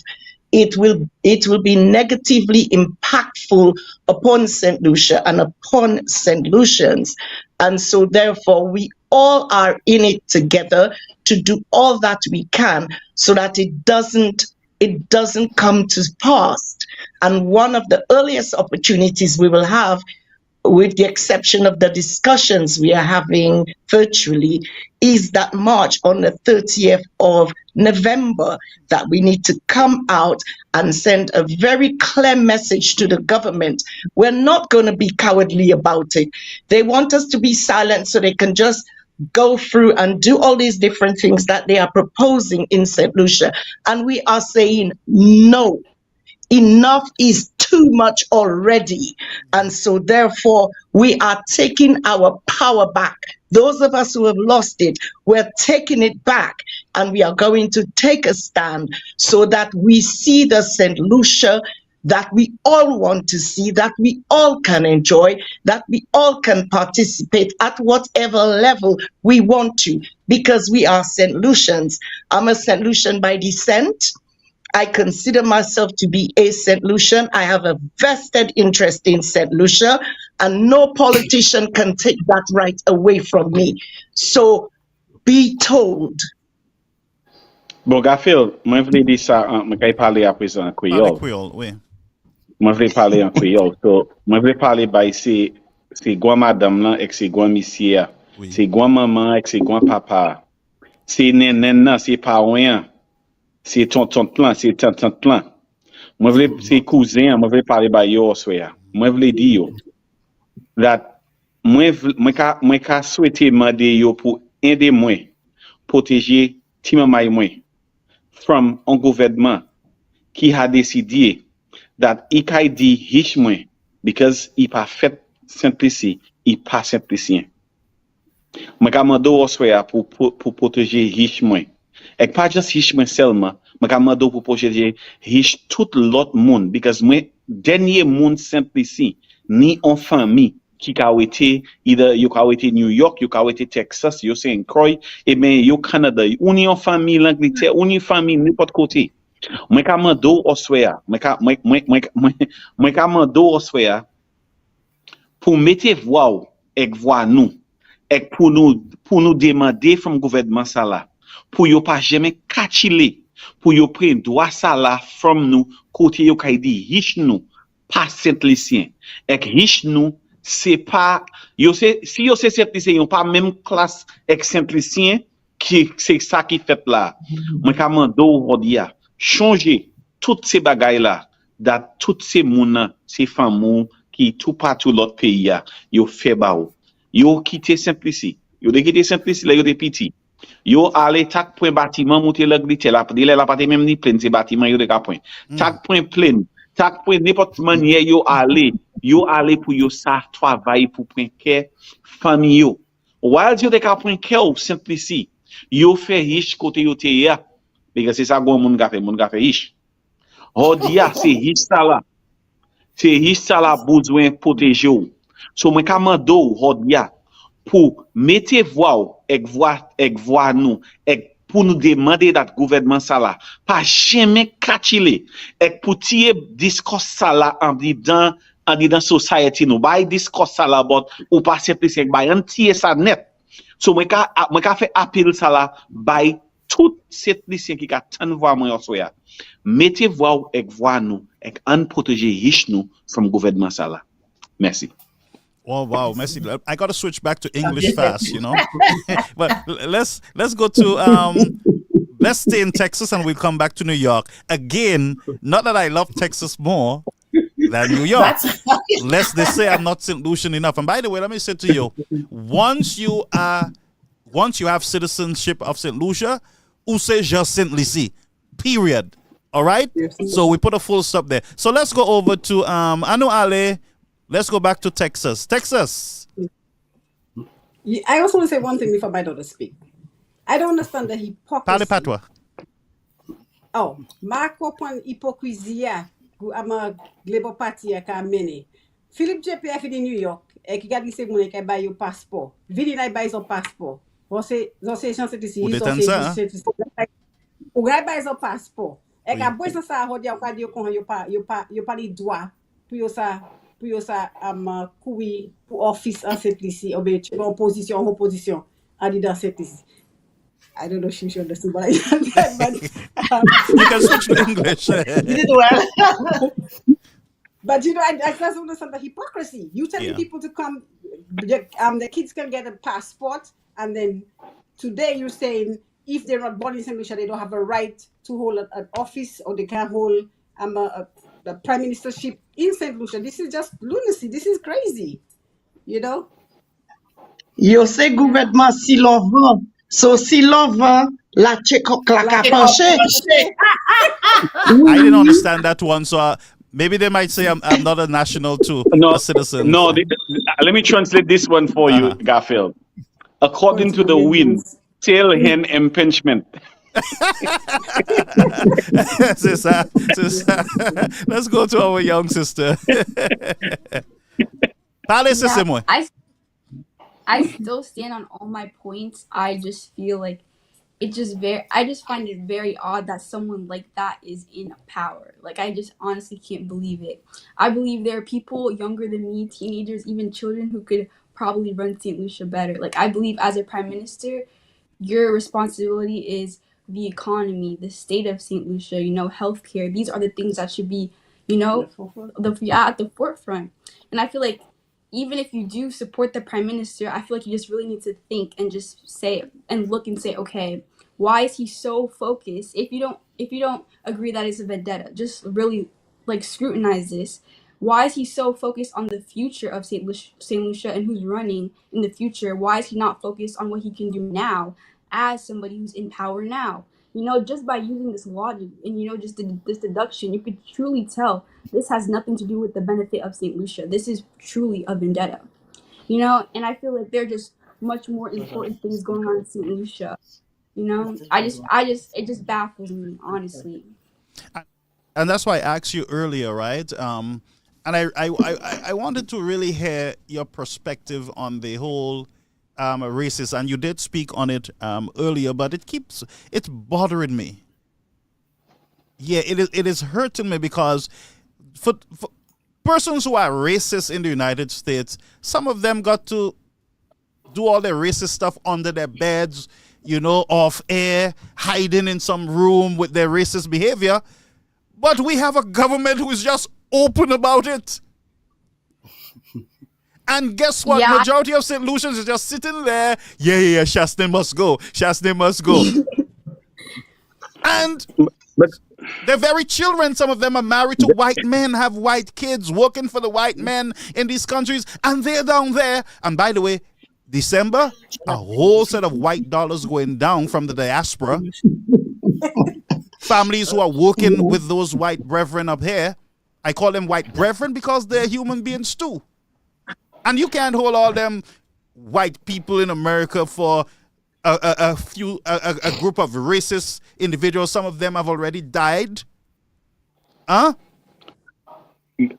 Garfield, I want to say something to you. I want to say something.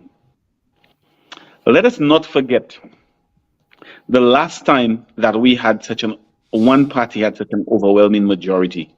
Remember what year that was? That was under who? Kenny? Kenny. 16-1. It was even a greater margin of victory than this current government have. So I will tell you, within 2 elections, by the 3rd election, the St. Lucian people had dumped that government. That's right. So True. I'm saying this today is that do not take the St. Lucian people for granted. Do not take us for granted. Yes. We may not necessarily be as noisy as some other people, as violent as some other people. We've become pretty violent of late, but we were generally peaceful, loving people. That have always been us. But violence has something that have come into our society, and now it's just there. Like, killing people and being a bad boy and being this seems to be a thing. The Labour Party But I are the want to ones say- who have injected this nastiness into our politics, burning of sheds, cutting of people, banana, blocking roads. It wasn't the UWP. But go ahead. Garfield, my father was a farmer, so I grew up on a farm. So when it comes to the cutting of the shed, the cutting of the farms and burning of the shed, I live through this. My I father lost live his through shed. this. The SLP burned the shed down and cut his Okay? bananas. I lived through this. I remember going up to the country where we had our farm and seeing people's farm, all because they had to take care of their kids. And Yeah. I want, moi reviens this en patois. Moi voulais Saint-Lucien changer ça. Espècement c'est Saint-Lucien qui ka wete côté fig. Fig c'était main bagay la moun te ka faire. Moi quand j'aime ti boy marché, ek moi ka mande papa moi pour qui ça tout fig moun ça a coupé. Ek papa moi dit moi because yo di pas coupé. Ek papa moi te pe couper fig li, pas couper fig li. Fig nou te gâté, fig la même fig la moi aller moi te di flour, moi te mette nylon bay. Nou te fi tout papa moi pate ça couper fig li because si te couper fig li, yo de kay brûler shed de couper. Et qui ça nous de kay manger? C'est ça nous de kay dépenser. You couper ça nou ek you just brûler shed nou. So moi vle di moi vive en temps ça là. But going back to the point I was making, Garfield, is Yeah, that go ahead. do not take your 15-2 majority for granted. The St. Lucian gave the UWP government, they had 11-6. 11-6 was the margin. By the next term, they kicked them out. And you came in 15-2. If you look at from since when they kick out Kenny from the first time, no government have lasted more than one term. Yeah. So I am saying to the government, you are the government. You guys are the ministers, you are the prime ministers. And we are expecting you to act accordingly. But I'm going to tell you, don't take the St. Lucian for granted, because the St. Lucian voter is an unpredictable voter. They get tired of government really, really, really quick. Call Alan and ask him what happened to him. Call Kenny, ask him what happened to him. Call King and ask him what happened to him. The St. Lucian voter got really tired really, really quick. So I'm simply saying to our current prime minister that he should be very careful that when he goes around flaunting his majority in the face of St. Lucians, be mindful of all the names I called. Remember where they are. All three of the gentlemen I called, they sit in the same parliament as you. If you think you are so super special that you will not meet this same fate, then my friend, you have not met the St. Lucians that I grew up with. All right, so we're going to take a break now, but we're going to have our final segment.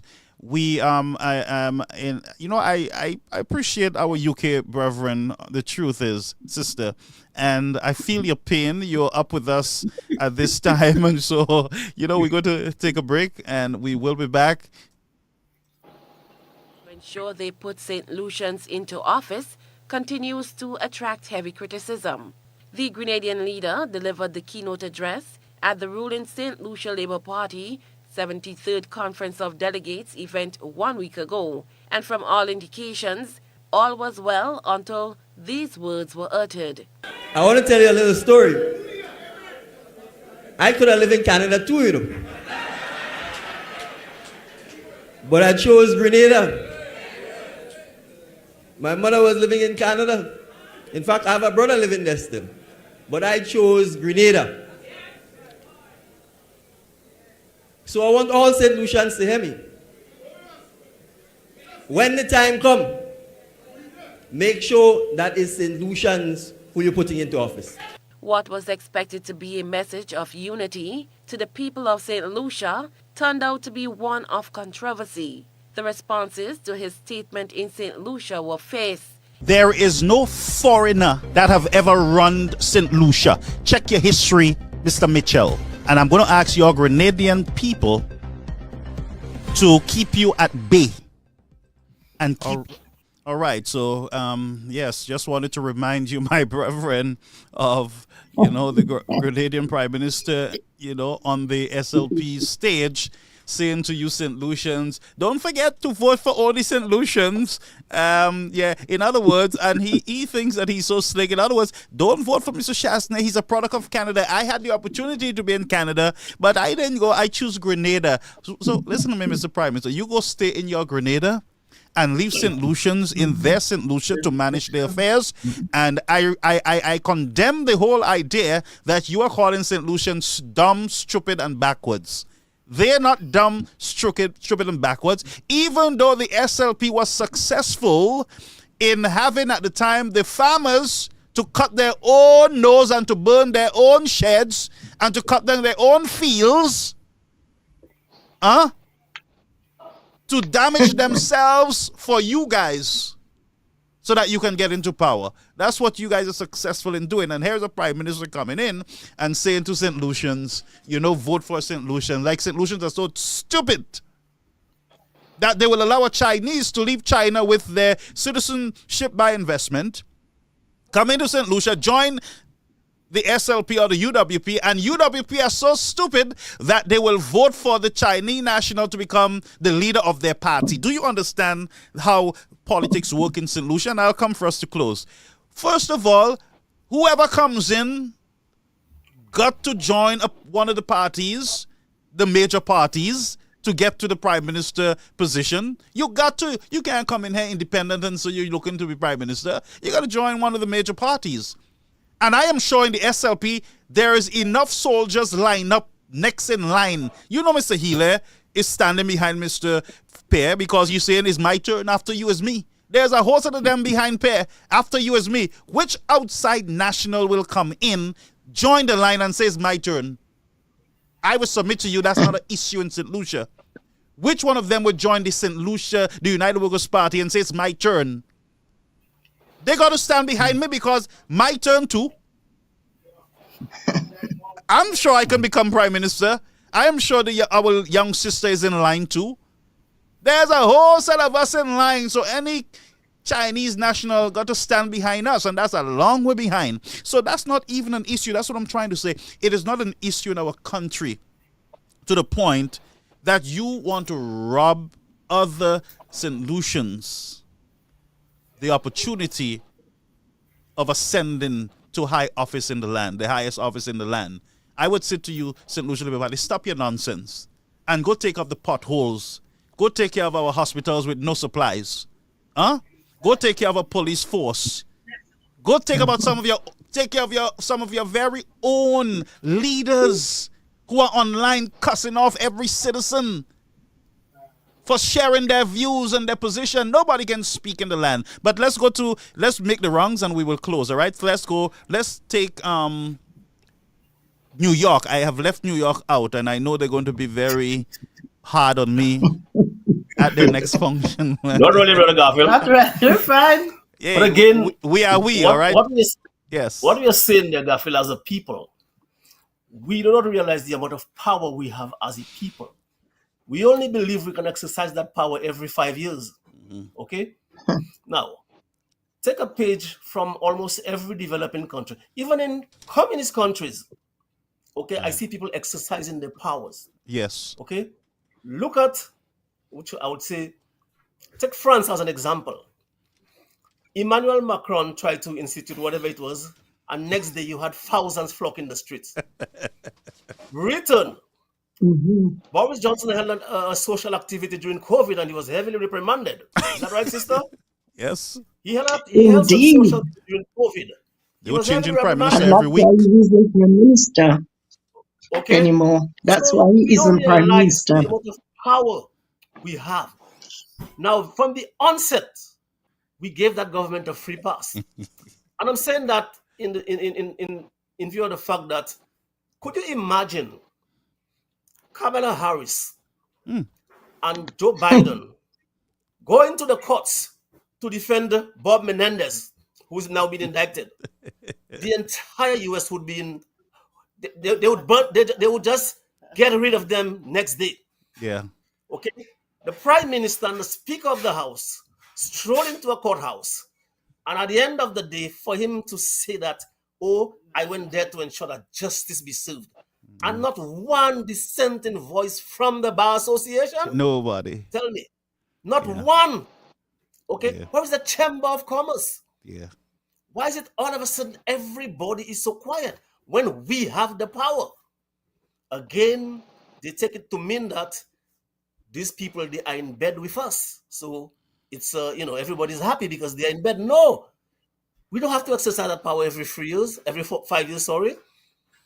And I hope on the 30th of this month, they get that message. Because trust me, if at any given sitting of Parliament, you have 10,000 people outside of the House of Parliament, you know that's not going to sit well with them. You know that. Yeah. So you can only be strong in numbers and when you organize. So on the 30th, I hope the numbers are there and that we are fully organized. Is there anything? Amen. Let me hear from your wife, my friend. Well, I must say, I feel tonight was such an interesting night. When we turn back and we look, we always talk about St. Lucia. We talk about the government. We all know how they found that they have the majority, 15-2. But in essence, that's just a mind thing, the 15-2. And again, the sad thing is they have taken it for granted that, hey, St. Lucia belongs to us. Because the Prime Minister of St. Lucia, the first thing he says all the time, oh, the people have given us the mandate of 15-2. How many people gave you the mandate? It could be 40 people who went to the poll. All St. Lucians didn't give you the mandate. We know about our population. We know how many people did not vote in last election. So you cannot sit back and believe that, hey, I have the majority, so I can just do what I want. And this is just what's going on in St. Lucia. Now you can just come and pass all kinds of weird laws and just impose all kind of crap upon people and think, hey, whatever I give you, you're going to just chew it and or if you don't want to eat it, I'm just going to shove it down your throat and you have to accept it. But I think the time have come for us to say enough is enough. I think the time is right that we get up, stand on our feet, and take our country back. Because if we don't start now, and if we don't do something now, at the rate that we are going in St. Lucia, it's soon going to be too late. Because every day you wake up, you're like, wow, did that really happen? You don't even have the time in St. Lucia to dwell on one thing. From the hospital to Bonanza, from Bonanza to this every day. Like they just keep us on our P's and Q's. Like they confuse us. Like they're just doing so many things that before you start focusing on one thing they do so many other things already that we cannot even catch up. Yeah. So I think our time is now to bring our children, whom they claim that are not St. Lucians, to show them that, hey, even our children, we're going to show to them that they have the rights. My kids now are carrying a dual citizenship. They have St. Lucian passport, and maybe they are the ones who are going to come to help vote them out. So with that, I encourage all St. Lucians on Thursday to please, let's come out in large numbers. I know we always get an excuse when it's convenient. But I think this is the best thing we can do for ourselves, to show people, to show this Labour Party that enough is enough. They've had their reign, and now it's time for us to get up, stand up, and take our country to a much better place. Thank you so much, New York. Beautiful closing voice. Let's go over to the UK closing remarks. Okay, so I would first of all like to start off by reminding my St. Lucian brothers and sisters that, when I reflect on some of the things I have heard from our Prime Minister, I have to say, had he been in the UK, his resignation would have been demanded. Yeah. And I alluded to Boris Johnson earlier, and that's why his term in office as PM was cut short. So, yes, he was elected for a 5-year term, but if his performance is such that it's going against the grain, then we should demand his resignation and take to the streets to march and do these things to enable that to happen. But then also in reflecting back on this last 2.5 years or so, Yeah. and making the comparisons with 79, which I remember very vividly, I can't help but wonder, why is it that when we've got a Labour Party government in office, we have such bloodshed and such crime happening? Yes, crime happens all the time and everywhere, but that is something that is peculiar to what is going on in St. Lucia. And so also, do not allow this proposal, which is you've got to be born in St. Lucia to be to hold prime minister's office. This is absolute nonsense. It is not in the best interest of St. Lucia nor of St. Lucians, because the last time I checked our constitution, we only had one class of St. Lucian citizenship. We don't have an A class and a B class, or a first class and a second class. And so therefore, this also is blatant discrimination at the highest level, because it is coming from the people that are meant to represent us as a people. And I don't feel that they are doing that. They're not doing it effectively, and they're not doing it successfully. And so therefore, I plead, like the previous speakers before me, I plead with my people on the ground in St. Lucia and to come out on the 30th of November and to send a very clear signal to the government of St. Lucia. And I'll extend that to include those of us in the diaspora.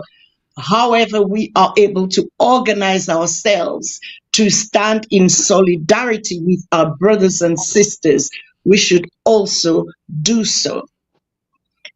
Yes, because, and we talked a little bit about the farmers, etc.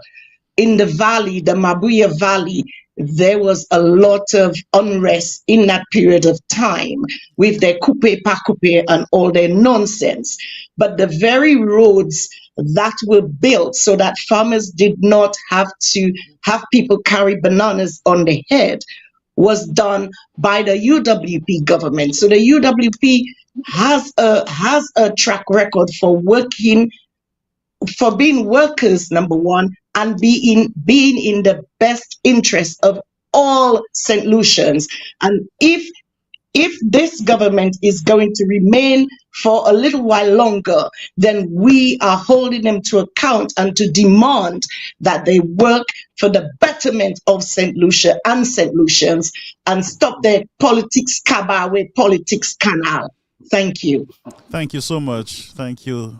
Let's go over to Anne from Texas. She's closing remarks from both mother and daughter. And by the way, we really appreciate you for being here, and my young sister. We're happy to have you. All right, we're inspired by you. Go ahead. Thank you. I just want to touch back on what you said about racism. In terms of the prime minister, I just believe that it's very ignorant. Like I've been saying for the whole panel, it's just very ignorant. And I believe, as a second generation St. Lucian who's in America, if he were just to come to America in certain places, he would see the type of prejudice that would be directed towards him. And I hope he's that knowledgeable to know that that can happen to him. And I feel that it's very regressive to have this same like prejudice rhetoric addressed to different people in St. Lucia. And I feel like I don't even want to address the prime minister. I more want to address the people of St. Lucia who are listening. Because yes, we could urge him to do all these things to focus on what is very much rampant in St. Lucia, healthcare, roads, etc. But I feel like we shouldn't even address him. What we need to do is just take him out of power. And who wants a regressive leader? We want someone who's progressive, you know? And like I said before, we have the power. I just really hope that people, no matter if they're on the opposition party or if they're at UWP, just to really put everything aside, put pride aside, put personal vendettas aside, put your cousin who's SLP and you don't like them, so you're not going to vote, for someone in UWP. Really put everything aside and really look at the well-being of your future, the future of your children, even in this current state, to really look and see what is being done, and for us to really take a stand and say, okay, we do not want this person in power. We want someone who truly represents us and who's going to do what's right and beneficial for the state of St. Lucia. Thank you so much. Thank you so much. Mom? I just want to say, I want to piggyback on what you just said. St. Lucia, I forgot my trail of thought. There is no place for racism in St. Lucia. There is no place for racism in St. Lucia. Right now, the people of St. Lucia need is jobs. They need somewhere to a good hospital where they could go and say, okay, I can get good health care there. The state of the art. Everybody is looking to uplift their country, not to regress into what we had 50 years ago. Everybody wants what's better for their children. Nobody wants to see, okay, a long time ago we used to have, you should warm up the plantain over the fire and eat it. We don't want this anymore, because this is where we're going right now. As far as I can see, we're going all the way back to the 70s and the 60s. Have to stand for that. We are educated people. We know what we want. We know when something is wrong, we have to fix it. And I think we should take a stand and say,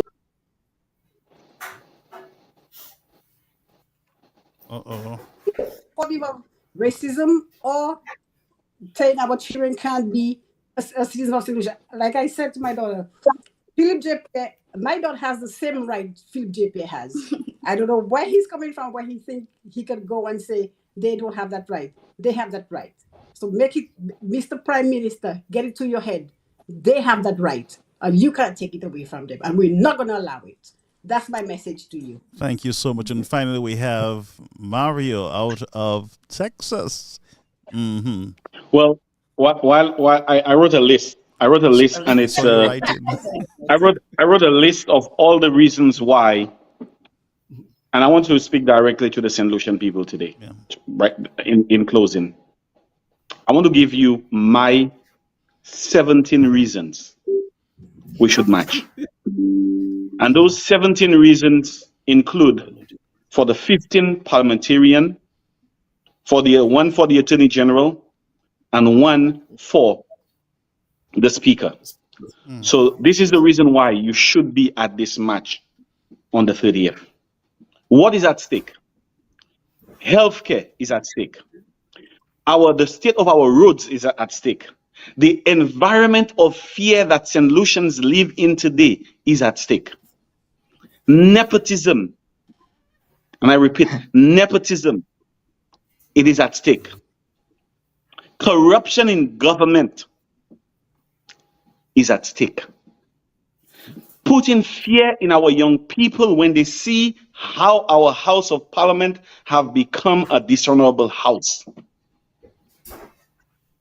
I continue. Intimidation, the level of crime, the cost of living that keeps on going up and up and up. Even if inflation is easing here in the United States, it is probably the lowest it has been in 2 years.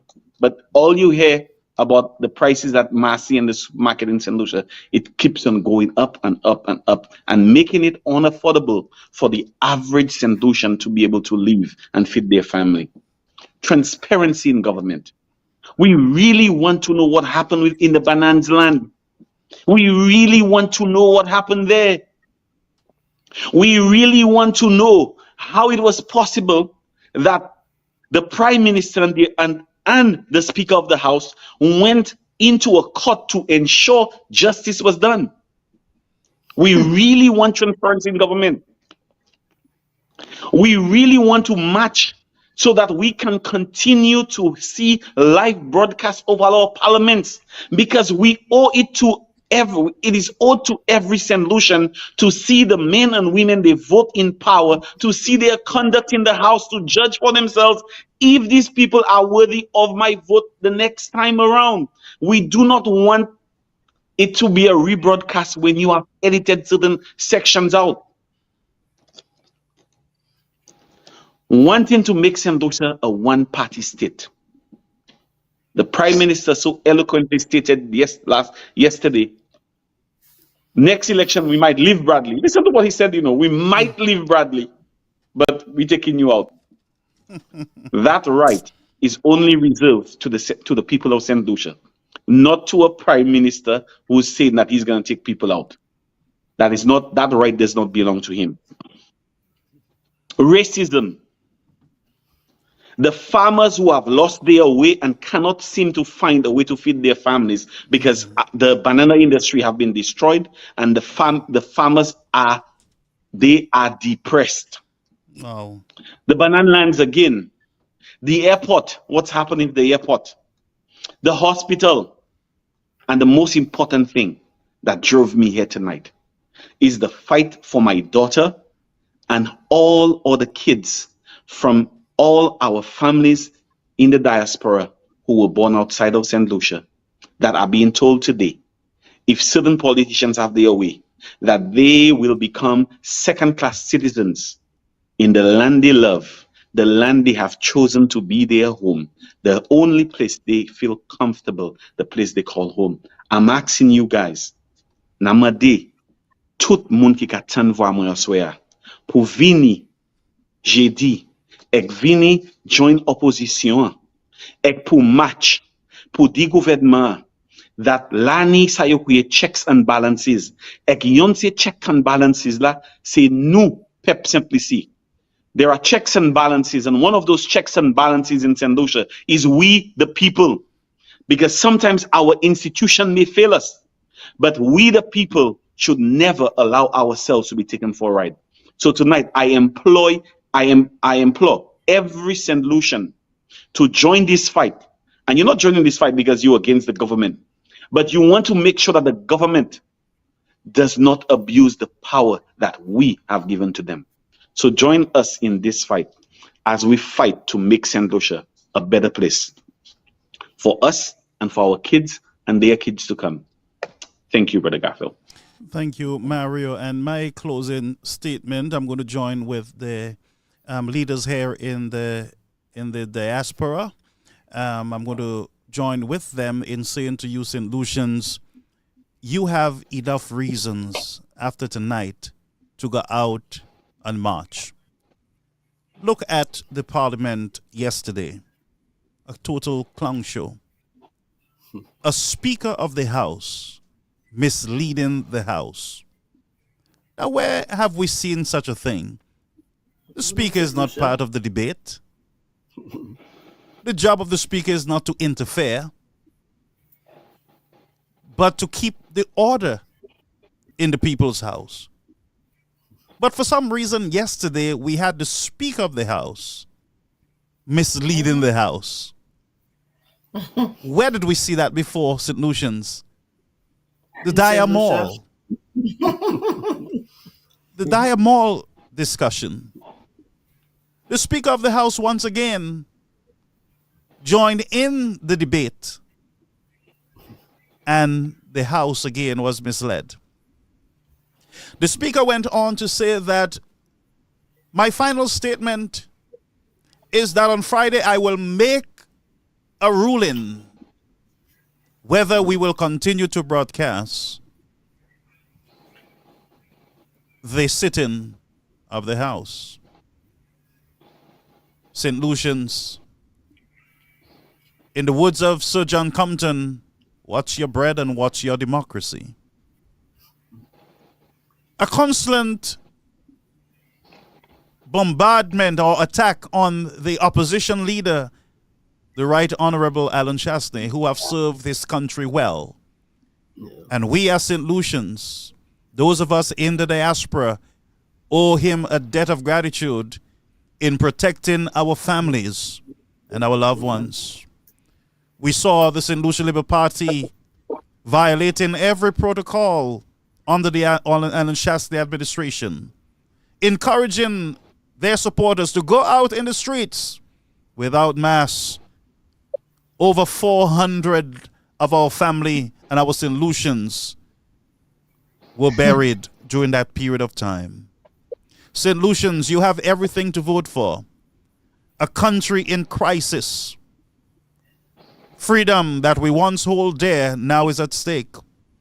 For those of us in the diaspora, our children who were born here, their freedom as St. Lucian citizens are at stake. The future St. Lucia seems dark. But it can only remain dark if the people remain silent. It will only remain dark unless the people take their flambeaux and stand in the streets and light their flambeaux of freedom ablaze, saying to the dictatorship or the leadership of the Philip J. Perry administration that St. Lucia does not belong to the SLP. It belongs to all St. Lucians. It is time for St. Lucians to hit the street. It is time for us to stand up on behalf of a generation to come and a generation now. It is time for all St. Lucians throughout the length and breadth of St. Lucia, our people in the diaspora. It is time for you to stand up, get out of your comfort zone. Yes, we are comfortable. Yes, we have health care. Yes, we can eat what we want and when we want. Yes, we can go to the hospital. Yes, we can get free Metro card and free food at the pantry and different organizations. Yes, we have freedom here. But St. Lucians in St. Lucia are depending on us to join them. And one way that we in the diaspora can join our fellow brethren in St. Lucia is to organize transportation, send monies back to St. Lucia this week so that water can be bought, vans of water for our people. Transportation from Denry, from Swilzel, from Viewford, from Miku, from Grosley, transportation from all over St. Lucia should be organized to get our people into Castries. The moment is now. The time is now. If we do not protect our democracy from the Speaker of the House, from the Prime Minister of St. Lucia, from Mr. Joachim, who went into a church and disturbed the church and went scot-free, and Mr. Ernest Hilaire, with his vehicle malpractice, our legal system have turned their backs on us. Institutions that are there to protect us, consumer affairs, have turned their backs on us. The unions have turned their backs on us. The Chamber of Commerce have turned their backs on us. St. Lucians, stand up. Speak up without fear.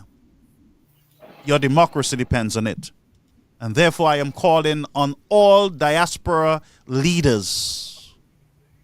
Call meetings between now and the March. Let us get monies together from the UK, New York, Texas, and Canada. Let's get monies together. And let us support our people on the ground. Let us flood St. Lucia with finance so that our people can have no excuse. And they go out and defend this cause. There is a cause. The time is now. The moment is now. St. Lucians. Today it is Alan Shastney. And tomorrow it is your grandchildren and your children. Stand up, St. Lucian. And so I call on the diaspora. Let us sacrifice our little $100 and $50 and $20. Let us get it over to the Secretariat. Let us get it over to the folks in St. Lucia who are our United Workers' Party leaders. Let us get it into St. Lucia by this week so that we can help them to get out So leaders, let's get to work. And on behalf of the United Workers' Party and the United Workers' Party here in the diaspora, we are happy to sacrifice our time to be here with you, the citizens of St. Lucia, on the ground. So again, on behalf of our leader, the Honorable Alan Chasney, and our deputy leaders, and also our chairman, Mr. TP, our secretaries and leaders in the United Workers' Party, thank you.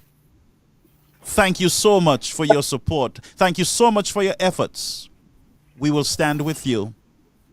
And so, to all the leaders here in the diaspora, our appreciation and love to you. To our viewers, thank you so much. You have been monitoring us from all different platforms around St. Lucia. Thank you so much. And to my friend, especially in London, who had me. So right now, you are going to get your final rest, and you will help us to organize in St. Lucia to get the funds over there. Amen. So again, we love you all and appreciate. And by the way, Mario, our young sister, we got to get her on board the Flabo train. We got to get her to work. There's a bright future for her in St. Lucia. And so I will organize Caribbean American Youth. We'll be calling you so that we can have a youth discussion with you. Are you ready for it? Yeah, I am. Yes, man. Organize some other of your young people. Now, Mario, I'm sorry for bypassing you and going directly to the young lady, but we will talk. I will call and we'll organize. So again, thank you so much, everybody. We love you. We appreciate you. And our New York friends too. I hope those of you in the United States have your turkey and everything ready for tomorrow. Table is set, Garfield. Come over. You are inviting me over? Sure, come. Dinner is almost ready. You're very welcome. Zoniquab? I'm sure you could smell. I wish you could smell the turkey. It's on, though. Oh my God! Don't push me. My belly is talking right now. But Donna B came on, but we were not able to get her on the platform. Donna, we apologize. We love you, Donna. Happy Thanksgiving to everybody. St. Lucians, watch your bread. Stay focused. Those of you who are peddling lies, I did not say it will finish in 2028. I said the loan will expire in 2028. Flashback. It's expected that the entire project, including the sports stadium, should be completed by 2028, including the sports stadium. You lie! You lie! We do not peddle lies and misinformation only for political reasons. This is not the way we operate. This shot fella. Past 5 years, every single decision we have taken has been to fertilize prosperity for today and to sow the seeds of progress for our nation 10 years from now. Every budget we delivered, every investment we attracted, every infrastructural project we approved, and those we re-engineered are meant for our children, our future, our St. Lucia. The United Workers' Party. Let's keep working.